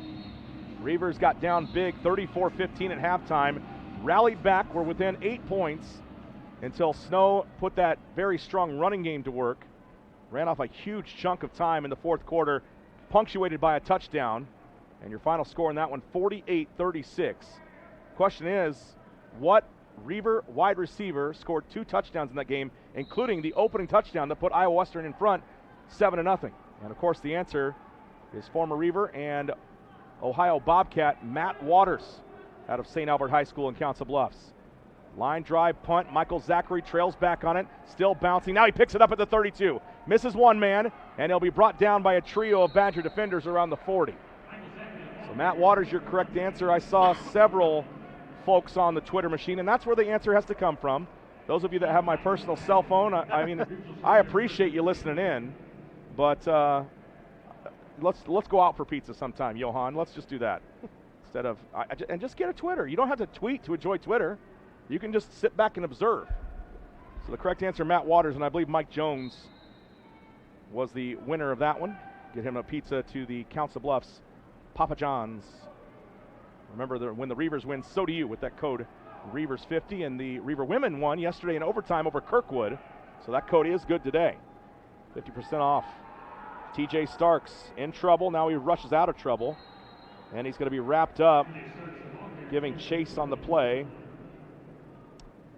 Were numbers 96 and 99. Yeah, TJ Lieutenant Falatia. Unfortunately, wasn't able to read the block. Yeah. But he does gain 3 on it. Check it 4, and it's 2nd and 6. Fourth quarter, 11:48 to play. Iowa Western trails by a point. Starks takes the snap, drops back. Now we'll throw it down the field again. It's Marcel Barbie, and again, Marcel Barbie had it, and it's in and out of his hand. He caught that. That never hit the turf. They go call it incomplete. That never hit the turf. It doesn't matter. It was nearly a great catch. We'll get a chance to see it again on the replay. And here it is. Well, I don't know. What do you think? They say it's a catch down in the TV part. It doesn't matter. They call it incomplete. There's no replay in junior college football. 3rd down and 6 for the Reavers. And TJ Starks really likes to just chuck it up there for Marcel to go get. Starks again, empty backfield on 3rd and 6. Here comes pressure across the middle, and that one tipped, intended for Singleton, but it's incomplete. 4th down with 11:32 to play. Another big stop for Snow, and the Reavers punting unit trickles out onto the field. No, Purcell, middle linebacker, just get it in hand up. And so the danger on that Marcel Barbie catch before, I thought maybe Snow would use that for an interception, but instead it was Marcel that comes up with it, but it's called incomplete. Well, watching all the way through the play, he goes down, it bounces off his legs, and he sits up basically and catches it. So Penninger will kick it away. Here comes heavy pressure from Snow. High end over end kick. Coming up to catch it is Leon Morgan, and they will get him at the 26-yard line. I believe that's where he fair caught that at. Let's see if that's where they have the spot. Reavers trail by a point, and Snow back out on the field. There's Leon Morgan getting the high five from head coach Paul Peterson. And let's hope the defense can have another 3 and out, because we need it. We need all the time we can get to try to drive that football down. 11:25. Wouldn't be a game at the Unidome without some Creed being played. Reavers nearly jumped, and then getting back is Morris Joseph. Kerr will walk over to the sideline, watch the direct snap. Now delivers the information to his line. Here's the snap. Handoff to Warren. Jalen Warren to the outside. Jalen Warren still on his feet, and it's Monte McGarry that slows him down. He still goes, and finally wrapped up by Drew Dostal and Elijah James. But a heck of a run for Jalen Warren. That should move the chains again for Snow. I think Warren was almost surprised that he wasn't tackled as he made it through there. Penalty marker all the way in the backfield in the area of holding or roughing the passer.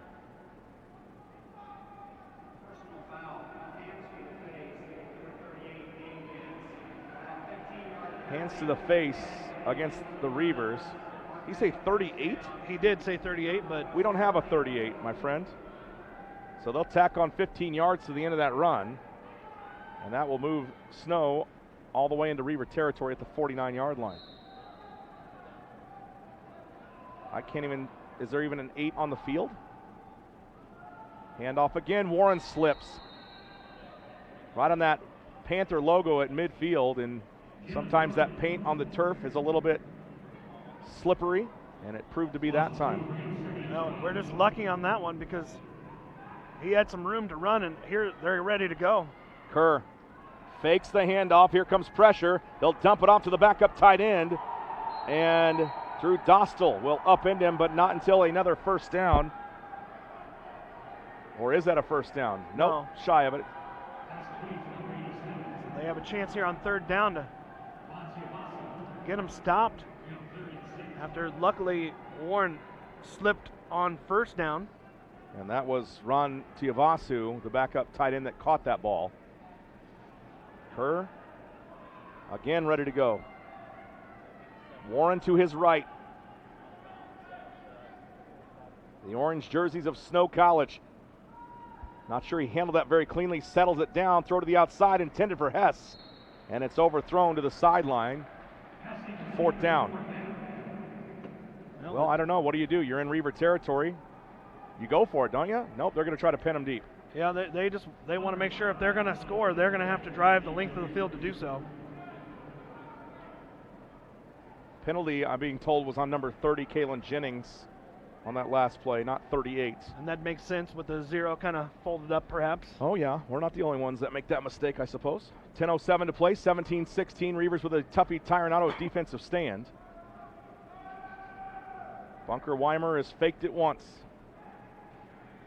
So the Reavers went back into full protect, and now Weimer will kick this one away. Beautiful looking kick. It'll bounce inside the 5 and into the end zone. So good news for Iowa Western. They'll start at the 20. First down and 10 for TJ Starks and company with 10 minutes to play. Iowa Western 3 turnovers, Snow with 2 of their own. The extra point, tell you what, it killed them down at Garden City, and it's killing them here. Now, if you're the Reavers, you're looking for that big play, whether it be from Barbie, Richardson, Singleton, maybe Zachary gets involved. You just need a big play and get back on top of this one in the fourth quarter.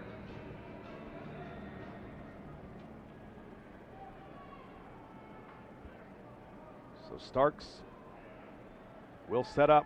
Again, the safety valve. He'll throw quickly to Jamonte Richardson. Tries to spin out of a tackle and does. Gets away from another, and now he'll surge forward as he spins across the 30 for a Reaver first down. That's brought to you by Barley's Bar and Grill on the historic 100 block of Broadway in downtown Council Bluffs. Richardson has that big body. He's able just to kind of use it to shield the defender from the ball and make a great catch. One of the top-rated receivers in JUCO, already committed back to the University of Kentucky. Starks sizing it up again. This one's overthrown, and it's got to be intercepted. Picked off by Snow at around the 25, and now a leg of steam for Jaquez Wright, and Wright is down. There's a penalty marker on the far side of the field, and another penalty marker comes down as a Reaver offensive lineman lays on the field. Snow College's trainer out to see if he needs attention, and then Andrew Moore will race over from the Reaver sideline along with Shannon Gear. I didn't see what the play was, but that penalty marker came in right after he collapsed to the ground, so maybe a bit of a cheap shot on the return for the Snow defense. But we won't know until they sort it out. And Snow, their players take a knee near the injured Reaver. Well, and you've said it so many times, TJ has just thrown that ball up and let the receiver get underneath it, but that time hung it up too much. Yep, way too much. And the third INT of the game for TJ. He's also fumbled once. Not the greatest game of his Reaver career, but he's got a chance if the team can get a stop to lead him back. First things first, though, we hope that our downed player is okay, and saw an absolutely horrific injury on the very first play of game 1 of today. And we wish the Monroe Mustangs injured player that said he was okay and surprisingly good spirits despite how it looked. Yeah. And he was planning to ride the bus home with his team, getting up off the ground, and I was afraid that's who it was. It's Alex Vendetti, starting center. Or is it? Yeah, it is. Thought so. Alex, of course, if you are a fan of Major League Baseball, you will possibly know the story of his uncle, Pat Vendetti, the ambidextrous pitcher, who has surfed around the major leagues. I believe last I heard he was with the Dodgers last season. I don't think he didn't make the postseason roster, did he? So the Dodgers, of course, getting beat by the Red Sox in the World Series. I'll tell you what, the Reaver offense is still kind of standing on the field. They certainly are, and must be coming against Snow. Still haven't had any resolution as the referee explains what's going on to Coach Paul Peterson on the far sideline for Snow College. Yeah, the Snow defense is coming back out, so perhaps they're going to get another shot at this one. Well, this would be pretty huge. And if you're Coach Strohmeyer right now talking to your quarterback, and you've got to tell him, look, they've been able to go up and get it, but right now with 9:30 to play, you've got to take care of the football, and chucking it up there is not taking care of the football. Now, when they come down with it, it's great news. Yeah. Unfortunately, they haven't come down with it the last couple of times. But it's called a 50-50 ball for a reason. And that you're right, Snow's defense still out there, so this is going against the Badgers.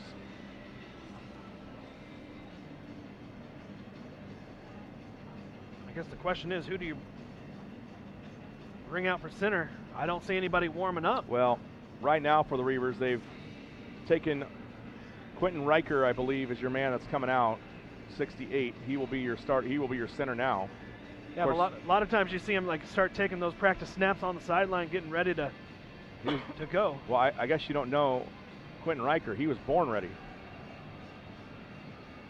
You just introduced me. I don't think it's going to be Quentin Riker, though. Looks like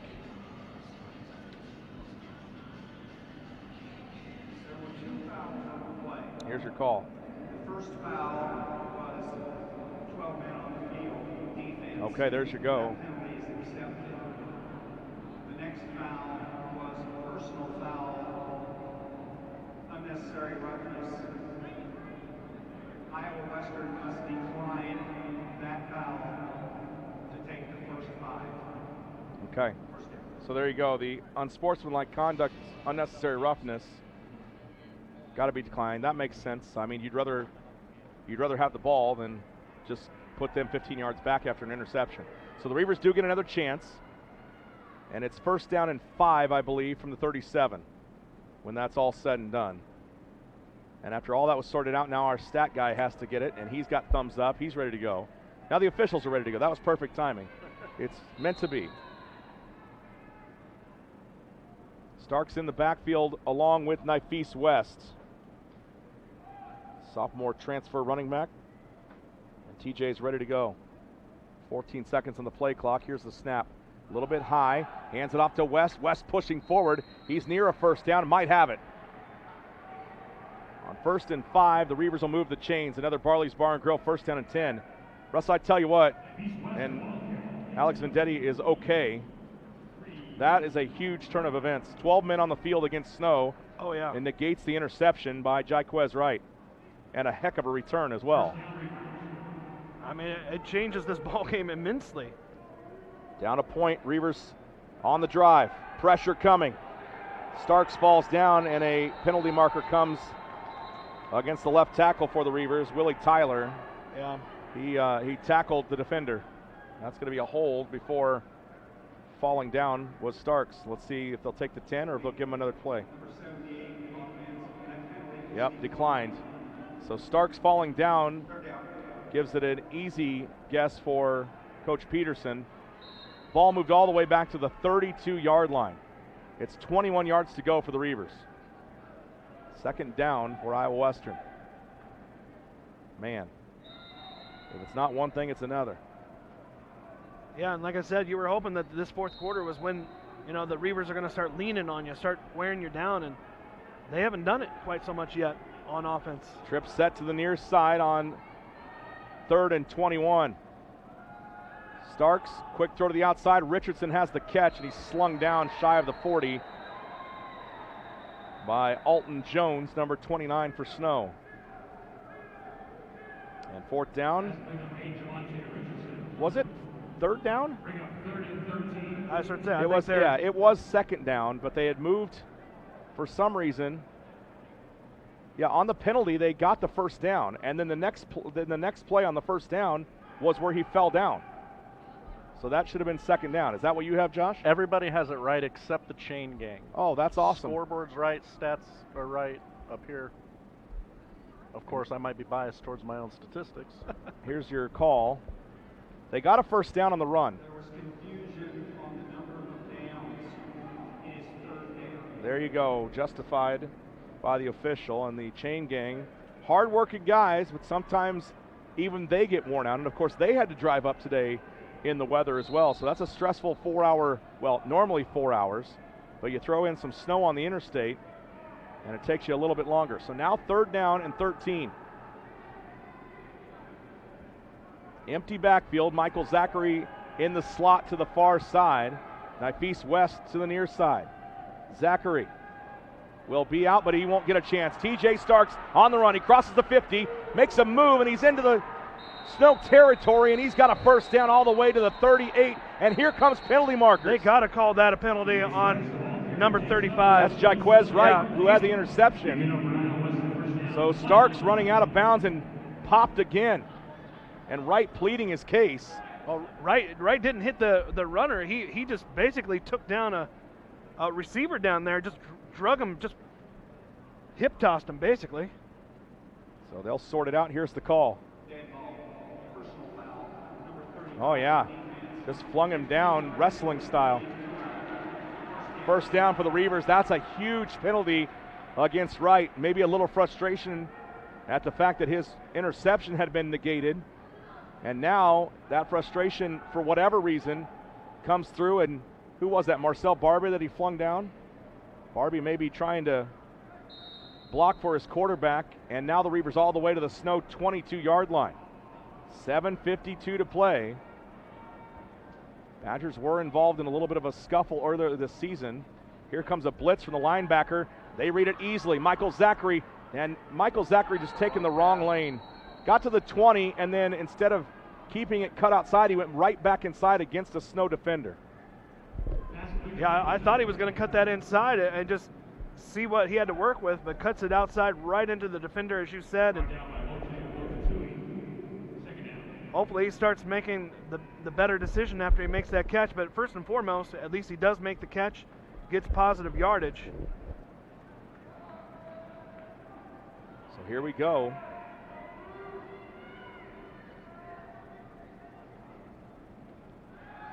It is a throw down the field and incomplete, intended for Javante Richardson.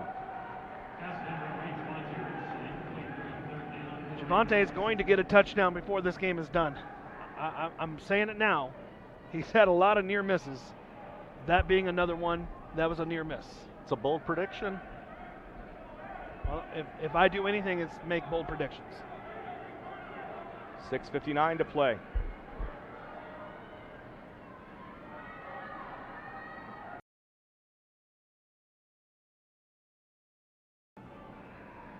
Hunter Penniger only 1 of 3 on field goals.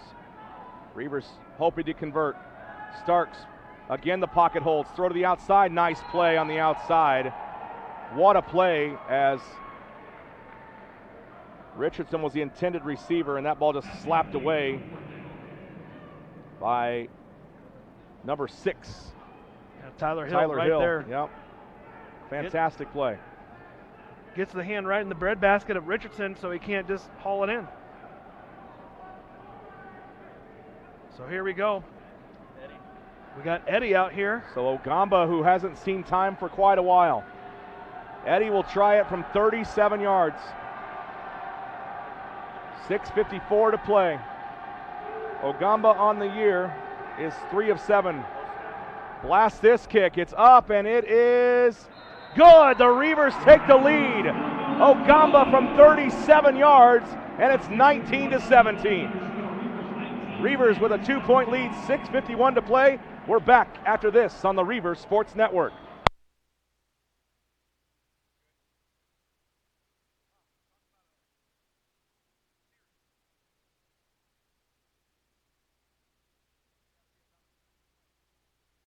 It's decision time. I want flexibility, more doing, hands-on experience, and working sooner. I gotta make a choice. I want to get started now.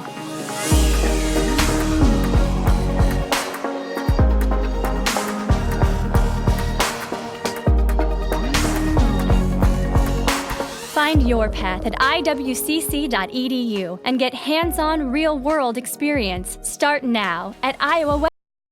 For the Iowa Western Reavers, they take it 19-17, and it was quite the drive. Here's your Leach Camper drive summary with Russ Nelson. You are right. 8 plays, 43 yards. Took a total of 3 minutes, 11 seconds off the clock. Eddie Ogama coming back out, makes the 37-yard field goal. We have a lead here in the fourth quarter, 19-17, Jake. Leach Camper drive summary brought to you by our friends at Leach Camper online, leachcamper.com. And it will be Hunter Pinniger that will tee it up at the 35-yard line. Things that kept that drive going, I mean, look at it. You got 12 men on the field on an interception, and then a late hit or an unnecessary roughness, throwing a wide receiver down by the defensive back. And you're looking at a couple plays that kept that drive alive. Pinniger, little pooch kick, and it's fielded at the 23-yard line. Oh my goodness, the hits are coming. Man that fielded it is Keyshawn McCoy, the wide receiver. Pays the price, good little return though, and he gets past the 30. First down and 10 for the Badgers with 6:45 to go. Tell you what, we've seen some good games in this dome. One of them at 6-0 win for the Reavers over Butler in 2013. You talk about the most exciting 6-0 game you've ever seen. That was it, and this one is coming down to the wire as well. Snow with a chance to take the lead with a field goal or a touchdown. Well, and then this is exactly kind of where you want to be. I mean, you'd want to be up a lot more, but you want that lead in the fourth quarter. Give your defense a chance to do what they've done basically all season long, which is shut down offenses. And congrats, by the way, to Eddie Ogamba. What a play to come in after not seeing action in about the last 4 weeks of game action, plus the gap between the end of the regular season and the bowl game, and then being able to come in and punch it out. And it's a timeout for Snow College. Coaches didn't like what they saw on the Badger sideline as the Reaver dark side back out again, looking for a Tuffy Tire and Auto defensive stance. Reavers would like to thank Jaded Transportation for their sponsorship of the Reaver Sports Network. Also, we've mentioned them, but Tuffy Tire and Auto, Jim and the gang, I guess I should call him Roadkill and the gang. When you got a nickname like Roadkill, you can't use anything else but Tuffy Tire and Auto, just off of Kennedy Freeway on Cornhusker Road in Bellevue, Nebraska. And then, of course, our crew at the locker room outfitting the Reavers, and one of 25 elite three-stripe dealers in the country, and they are the official outfitters of Iowa Western athletic sports teams. 19-17 your score, as Kerr will hand it off to another one of the backup tailbacks, and we've seen Weston Barlow. Yeah, they fake it to Warren and then pitch it out to Barlow. So the Reavers got to make sure to keep track of who has the football, because the Badgers are probably going to try to get tricky one more time before this game's done. Kerr again, he'll throw down the seam. It's got to be complete.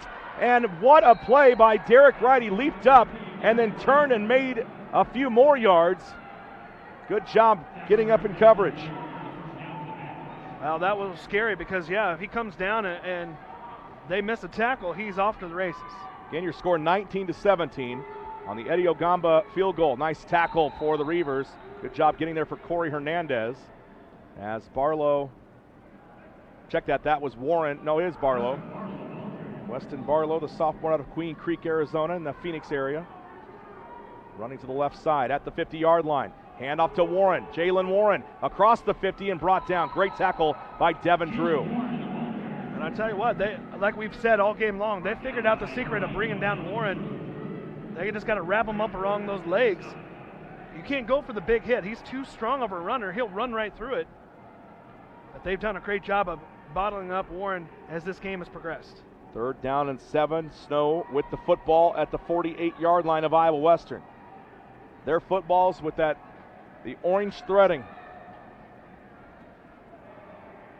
Set to go is Braxton Kerr.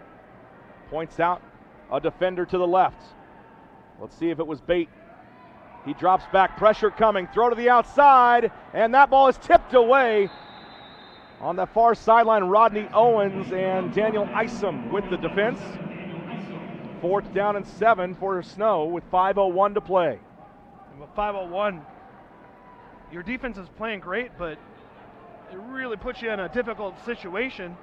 And it looks like they're going to punt the football, but we've seen them do a fake punt already this evening, so special teams has to be awake. Watch what Bunker Weimer's going to do.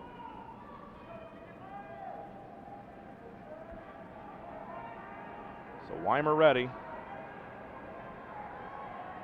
Here's the snap. Weimer steps up, thought about it, and now we'll boot it down the field. Michael Zachary is there inside the 15.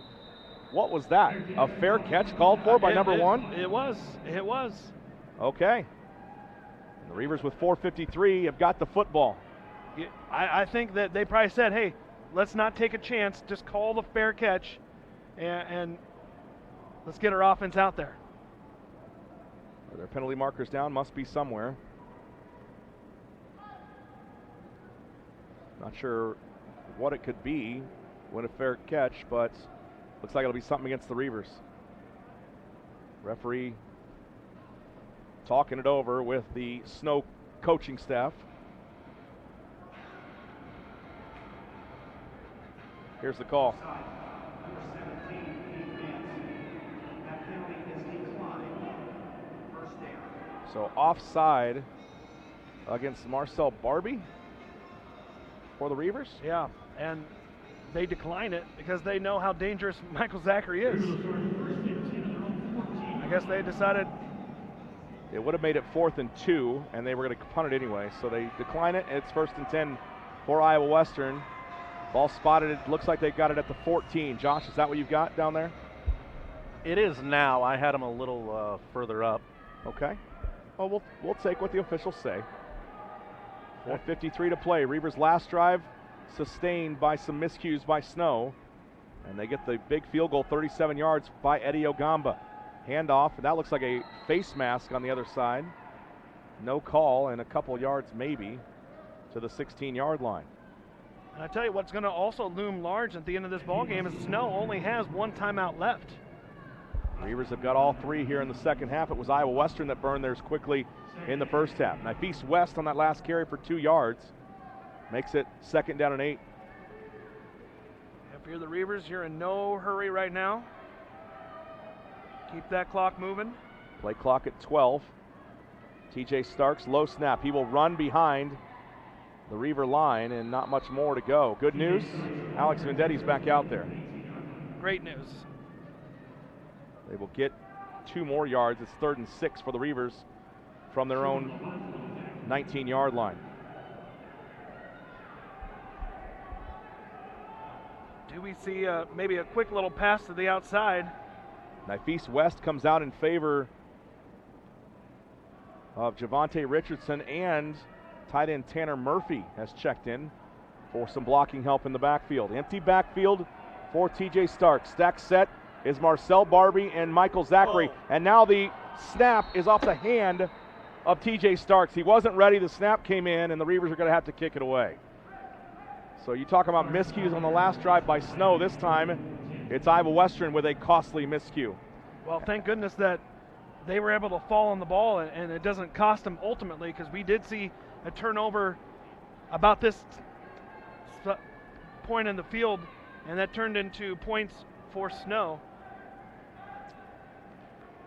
So now what we need to wish for is a solid snap and a nice punt by Hunter Pinniger. So Pinniger coming in.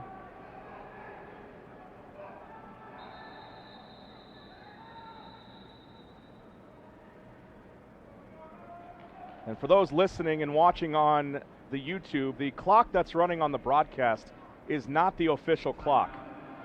That is separate from the game clock that's actually in the stadium. So if the clock is still running and you think it's unjustly running, that's not the game clock, folks. So just relax. It's 2:53 remaining in this one.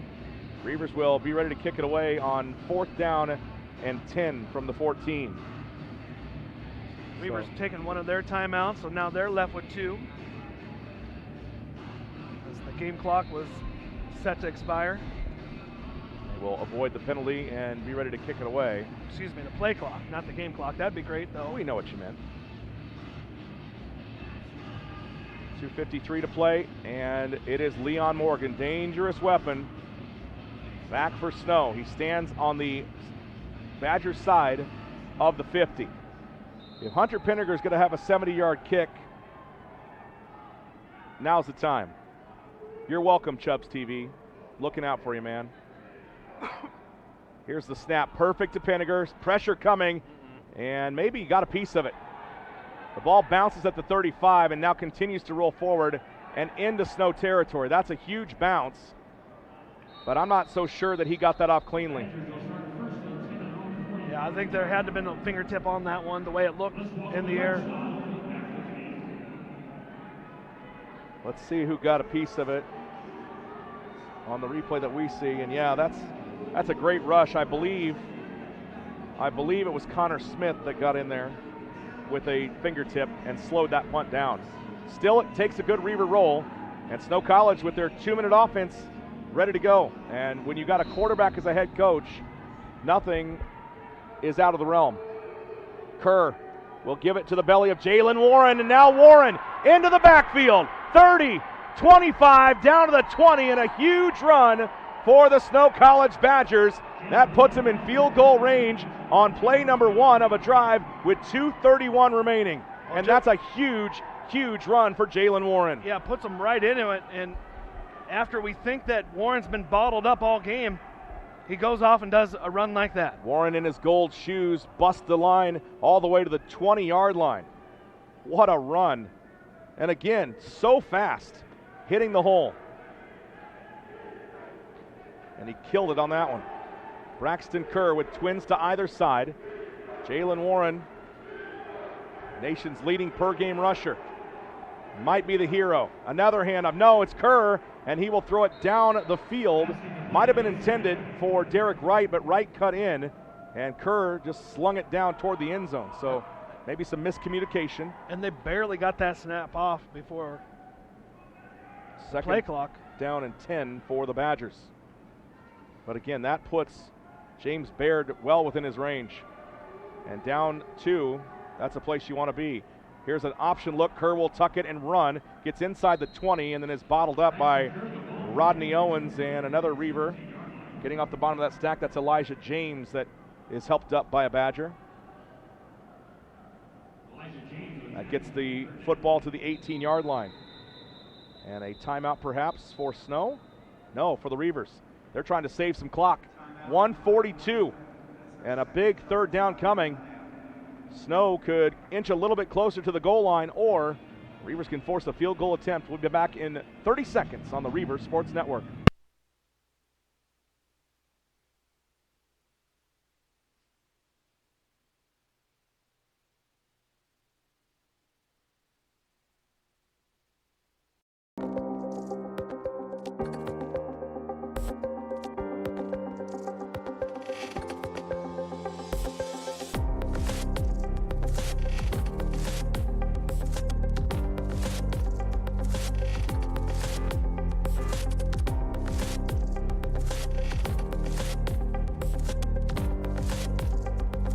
The Dr. John and Jean Marshall Wellness Center, opening summer of 2019. Third down and 8 for Snow College out of the timeout. They'll send a man in motion. Braxton Kerr sizing up. Man in motion was open, and that one batted down at the line of scrimmage. Devin Drew is there for the Reavers. Oh, man, what a play for Devin. And I'm pretty sure I saw Coach Terry talking to the D-line, telling them get those hands up, and that's exactly what they did. And Devin was able to bat that ball away, so here we go. This is a big play in the ball game. The kicking has been the Achilles heel for the Reavers all year, and it's a pretty good place for that injury to be. And Eddie Ogamba put him up with a 37-yarder. James Baird on to attempt a 35-yarder. Reavers come offside. Will it be a false start or is it offside? 5 yards closer doesn't help Iowa Western's case any. There's a minute 38 on the clock here in the stadium from Cedar Falls, Iowa. Number 73 down there for the Badgers almost looks like he's trying to plead his case. Well, that'll push him 5 yards back, so doesn't necessarily kill it. It's still only a 40-yard attempt. And his longest on the year, we've discussed, 49 yards. There aren't many fans here because of the weather that we've seen in the Omaha Council Bluffs Metro. but they are being vocal right now, and some of those fans, obviously, the Reaver cheer team on that far sideline. And now they call offside against the Reavers. So the pleading worked. And Perrion Winfrey, the man. Perrion might be the most penalized Reaver this season as far as offside penalties go. He's just excited to get to the quarterback. He is. This time he was excited to get to the kicker. So that will move him 5 yards closer. Ball at the 13. So now a 30-yard chip shot for James Baird, the sophomore out of Northridge, Utah. Minute 38 on the clock. It'll be 3 seconds less than that after this kick. Reavers bring pressure, and the kick high and no good. Oh, wide right. Baird missed it. What a break for the Reavers. How high up did he kick that? It did not hit the ceiling, but it was pretty close. And what a break for Iowa Western. Oh my goodness. Finally the kicking working for them. It's the kicking of the other team. So a minute 35. My goodness. Snow still has one timeout. Telling you what, you got to recruit kickers, man. No matter what side of the football you're on, and I know that people do, and people laugh when kickers are taken high in the draft, but you look at Sebastian Janikowski, who kicked for the Raiders for years and years. That's a piece of the puzzle that you don't want to have to go looking for game by game. And you've seen it this season in the NFL where you've got kickers fired week after week because they just can't figure it out. Yeah, and it's similar to being a reliever in baseball. You have to have so much mental toughness to do that job. TJ Starks will hand it off to Nifis West, and Nifis across the 25, and it'll be a 2nd down and 5 for Iowa Western. Holy smokes. And a timeout for Snow College. Coaches on the sideline in their Under Armour gear. Reavers and Adidas school. There's Coach Peterson, hoping for another opportunity for his offense. And I tell you what, 8 touchdowns defensively this season for the Snow College Badgers. This game is far from over. 30 seconds remaining in the 4th. And we're not trying to sponsor Pepto, but man, I've needed a lot of antacid to calm my stomach during this ball game. I told you not to eat the chili at halftime. Well, and it's not the chili that's doing it. It's just been the up and down of this ball game, and maybe a little bit of the chili. Reavers in the black, Snow in the orange. Badgers hoping for a big stop. There it is. They get in the backfield quickly. They can't stop the clock, though. And why was there only 30 seconds on the clock before? Now it's back to a minute 21. Was that the timeout that they had put up there? Well, I heard him say reset the game clock to a minute 35. Okay, so maybe the guys up here were eating some chili and forgot to focus on what they were doing. Minute 8 to go on the game clock. I thought that was awful low when I said it, but I said it anyway. Clock ticking down, 9 seconds on the play clock. Reavers will lower. It's 3rd and 8.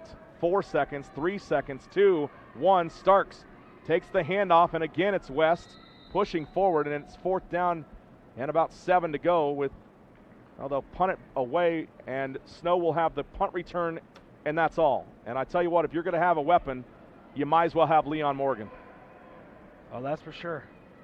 He came out on the field briefly. I think the Reavers are going to call a timeout here. They're going to walk this one down to 4 seconds remaining. And what a gut-wrenching feeling. Reavers felt it against Garden City when they didn't have any time left. Only seconds left to try to do some sort of miracle on the kickoff that came after that game-winning field goal by the Broncbusters. And now for Snow, a hard-fought game, and they come up a missed field goal of leading this one. 5 seconds remaining. Reavers call a timeout.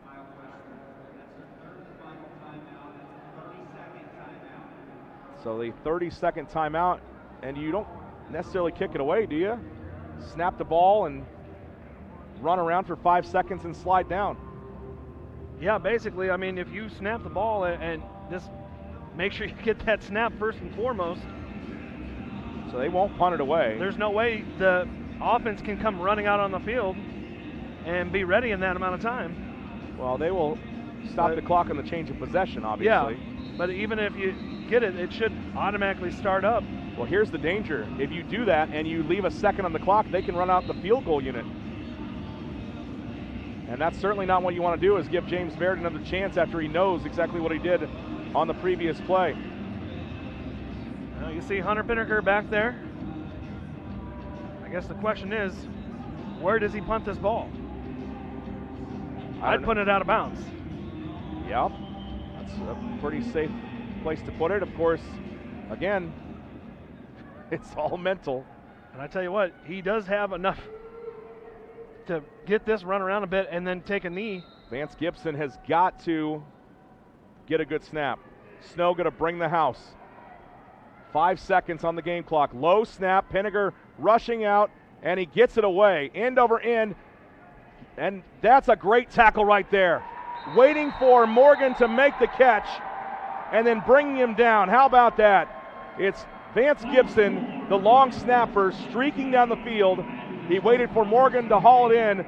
Morgan caught it, and Gibson held on without letting go, and the Reavers are victorious. The final score, 19-17 over the Snow College Badgers. What a game to close out the NJCAA football season, and a great game between two fantastic ball teams and two fantastic coaching staffs. And man, oh man, it's always good to come out on the right side of the score, and you feel almost like, well, you don't feel bad that the Reavers won, but you think, wow, they were lucky to escape for sure. We definitely know the feeling of missing from a kicking miscue, and so we know what Snow feels right now, but we'll gladly take the win.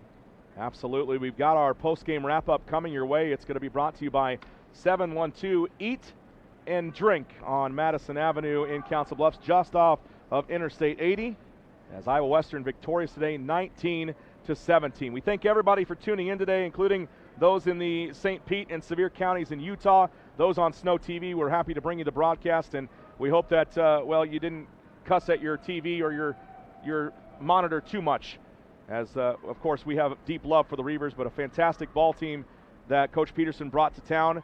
And, of course, congratulations to Coach Scott Strohmeyer for the big win today, here to get his 6th 10-win season in 10 seasons of coaching in Council Bluffs. An unbelievable run for the Iowa Western Reavers. Thanks to all the crew that brought it to you, including the students that came up this morning in some very treacherous weather. And, of course, Craig Carlson is the man that put it all together. He and J.J. Davis and Iowa Western Television put some great things together. Make sure you give them a follow on YouTube. And we thank Brent Pentecost, Creighton Elwood, Jake Wright, Brian Tessmer, Matt Stein, and I believe that rounds out the crew on the cameras and working their way around. They have done a nice job today of bringing you today's broadcast. And for our crew up here, Travis Jacobson, Josh Otson, Russ Nelson, and Jake Ryan. Your final score again, 19-17. Your 7-1-2 post-game wrap-up coming your way. We'll talk with the victorious head coach, Scott Strohmeyer, as the Reavers get a win in the 2018 Champions game of the Graphic Edge Bowl. You've been listening to exclusive coverage of Iowa Western Reaver football on the Reaver Sports Network.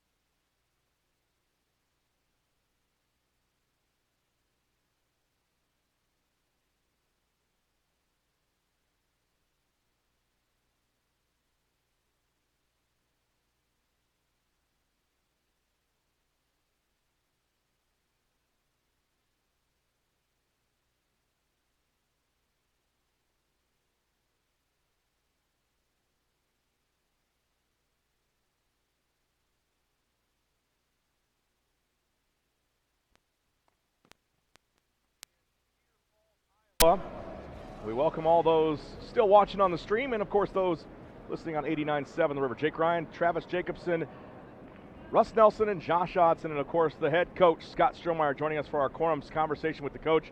We're going to invite you up here, but there's too many stairs, Coach. I appreciate it. I'm dying right now. I bet you are. An exciting game, 19-17, your final. You ask for it all season long. You get it playing those Jayhawk schools. You get it playing your Iowa Community College brethren. Another great football game against a great coaching staff, and you guys survive. And an unlikely hero today, Eddie Ogamba, with a 37-yarder to put you ahead. Their kicker, usually pretty steady, misses wide right, and you hang on in an exciting football game here this afternoon. I'll tell you what, I'm proud of our guys. They kept fighting, and we were down to the last. I don't know if we could have played another 5 minutes, just with injuries, and we had guys hobbled and just dead tired. But I told them at halftime, whatever you got to do for 30 minutes, leave it out there, and they did. Well, you get the win today, and you called upon. Let's talk about the decision to go with Eddie Ogamba. He has not kicked for, well, the better part of a month, and you brought Hunter Pinniger in a few games at the end of the regular season to kick. He had done a nice job. He just couldn't get it figured out, but you bring Eddie off the bench, and talk about a clutch kick.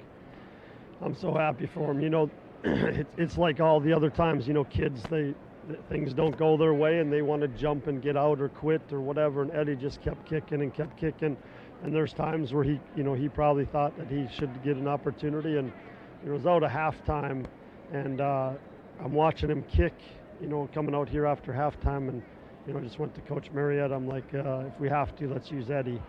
And you know, we missed that one, and they aren't all Hunter's fault. You know, for whatever reason they weren't going through, and that last one I'm just like, let's do it. And Eddie went out there and banged it through. So a guy just to stick with it, and I'm so happy for him. How about a guy that got chased all over the field today? Your starting quarterback, TJ Starks. He throws for a couple of touchdowns, made a couple of mistakes, but he also made the plays when he needed to. He did, you know. He got hurt early on. It was that ankle, and I was a little bit concerned. And, you know, when they taped him up, and I thought he'd give it a shot. And, you know, he just made some plays. We knew it was going to be tough. Their D-line's really good, and you know, we felt we could throw the football on them. But we had to protect a little bit better. But, you know, when you make plays when you have to, and like I told him, I'm like, just a gutty performance. I need you. Give me it till the end, you know, and that's what he did. Russ Nelson, Jake Ryan talking with head coach Scott Strohmeyer. Well, we talked about, you know, some of those mistakes that TJ made, but for the most part, your defense came up big every time they had to when their backs were against the wall. And one player in particular, again, that does it yet again is Willie O'Hara. I mean, how much faith did you have in your defense all game long? Well, I did. I mean, they're a good offense, and you know, I felt our guys played extremely hard, and they got some plays on us, but that happens when you have a month to prepare for somebody, you know, and they just kept battling back, and got them in situations. And, you know, I mean, at the end of the game there, you know, where we had to punt it, or even before that, you know, we were going to be pretty conservative with 5 minutes to go. And, you know, again, if we have to rely on our defense, we are going to have to rely on our defense. And, you know, we were fortunate enough, like I said, to do it. Coach, your 10th season of coaching in Council Bluffs. When you came there, it was if Iowa Western has a football team, you got to get that job. And you went 5-4 in that first season, and how quickly it turned. And now tonight, you celebrate. Well, let's go back a year. You celebrate your 100th career victory here on this field, and now tonight you get your 6th 10-win season in 10 years of playing. I mean, that's an unbelievable number, Coach.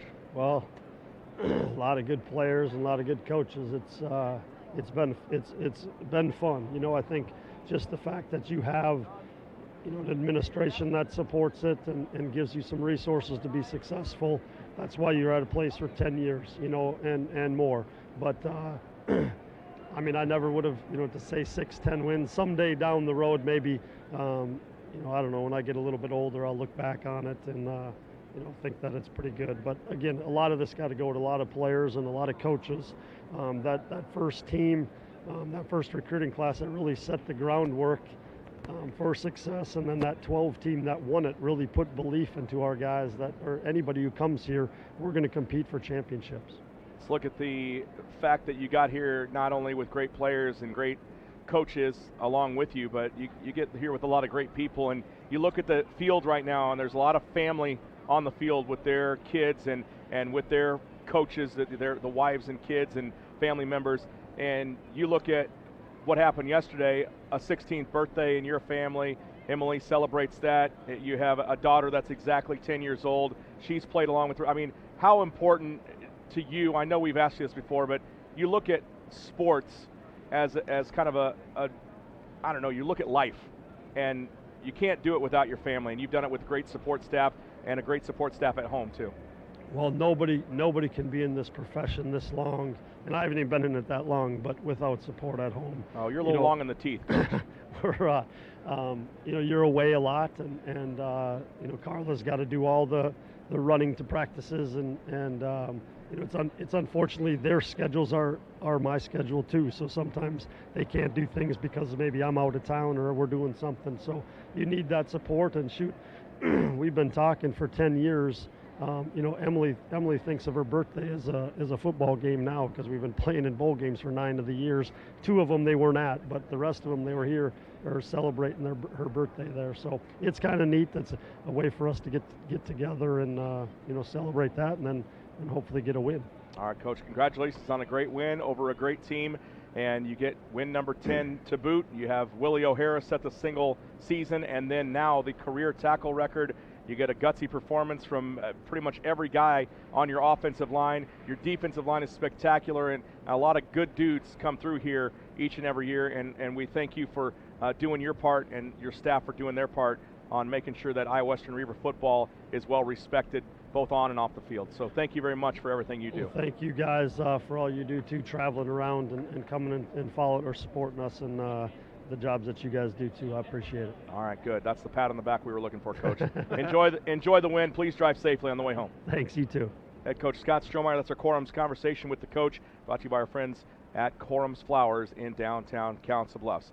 More from the Unidome in Cedar Falls, Iowa. We'll wrap up the 7-1-2 Eat, Drink post-game wrap-up right after this as you look down the field and big old Dave Tollefson giving a hug to Eddie Ogamba. Defensive line guy, and actually you look at everything. I just can't believe that he did it. That's unbelievable. So congratulations to everybody involved today. What a win for the Reavers, and they close out another double-digit win season right here on the turf at the Unidome. Back in a moment on the Reavers Sports Network.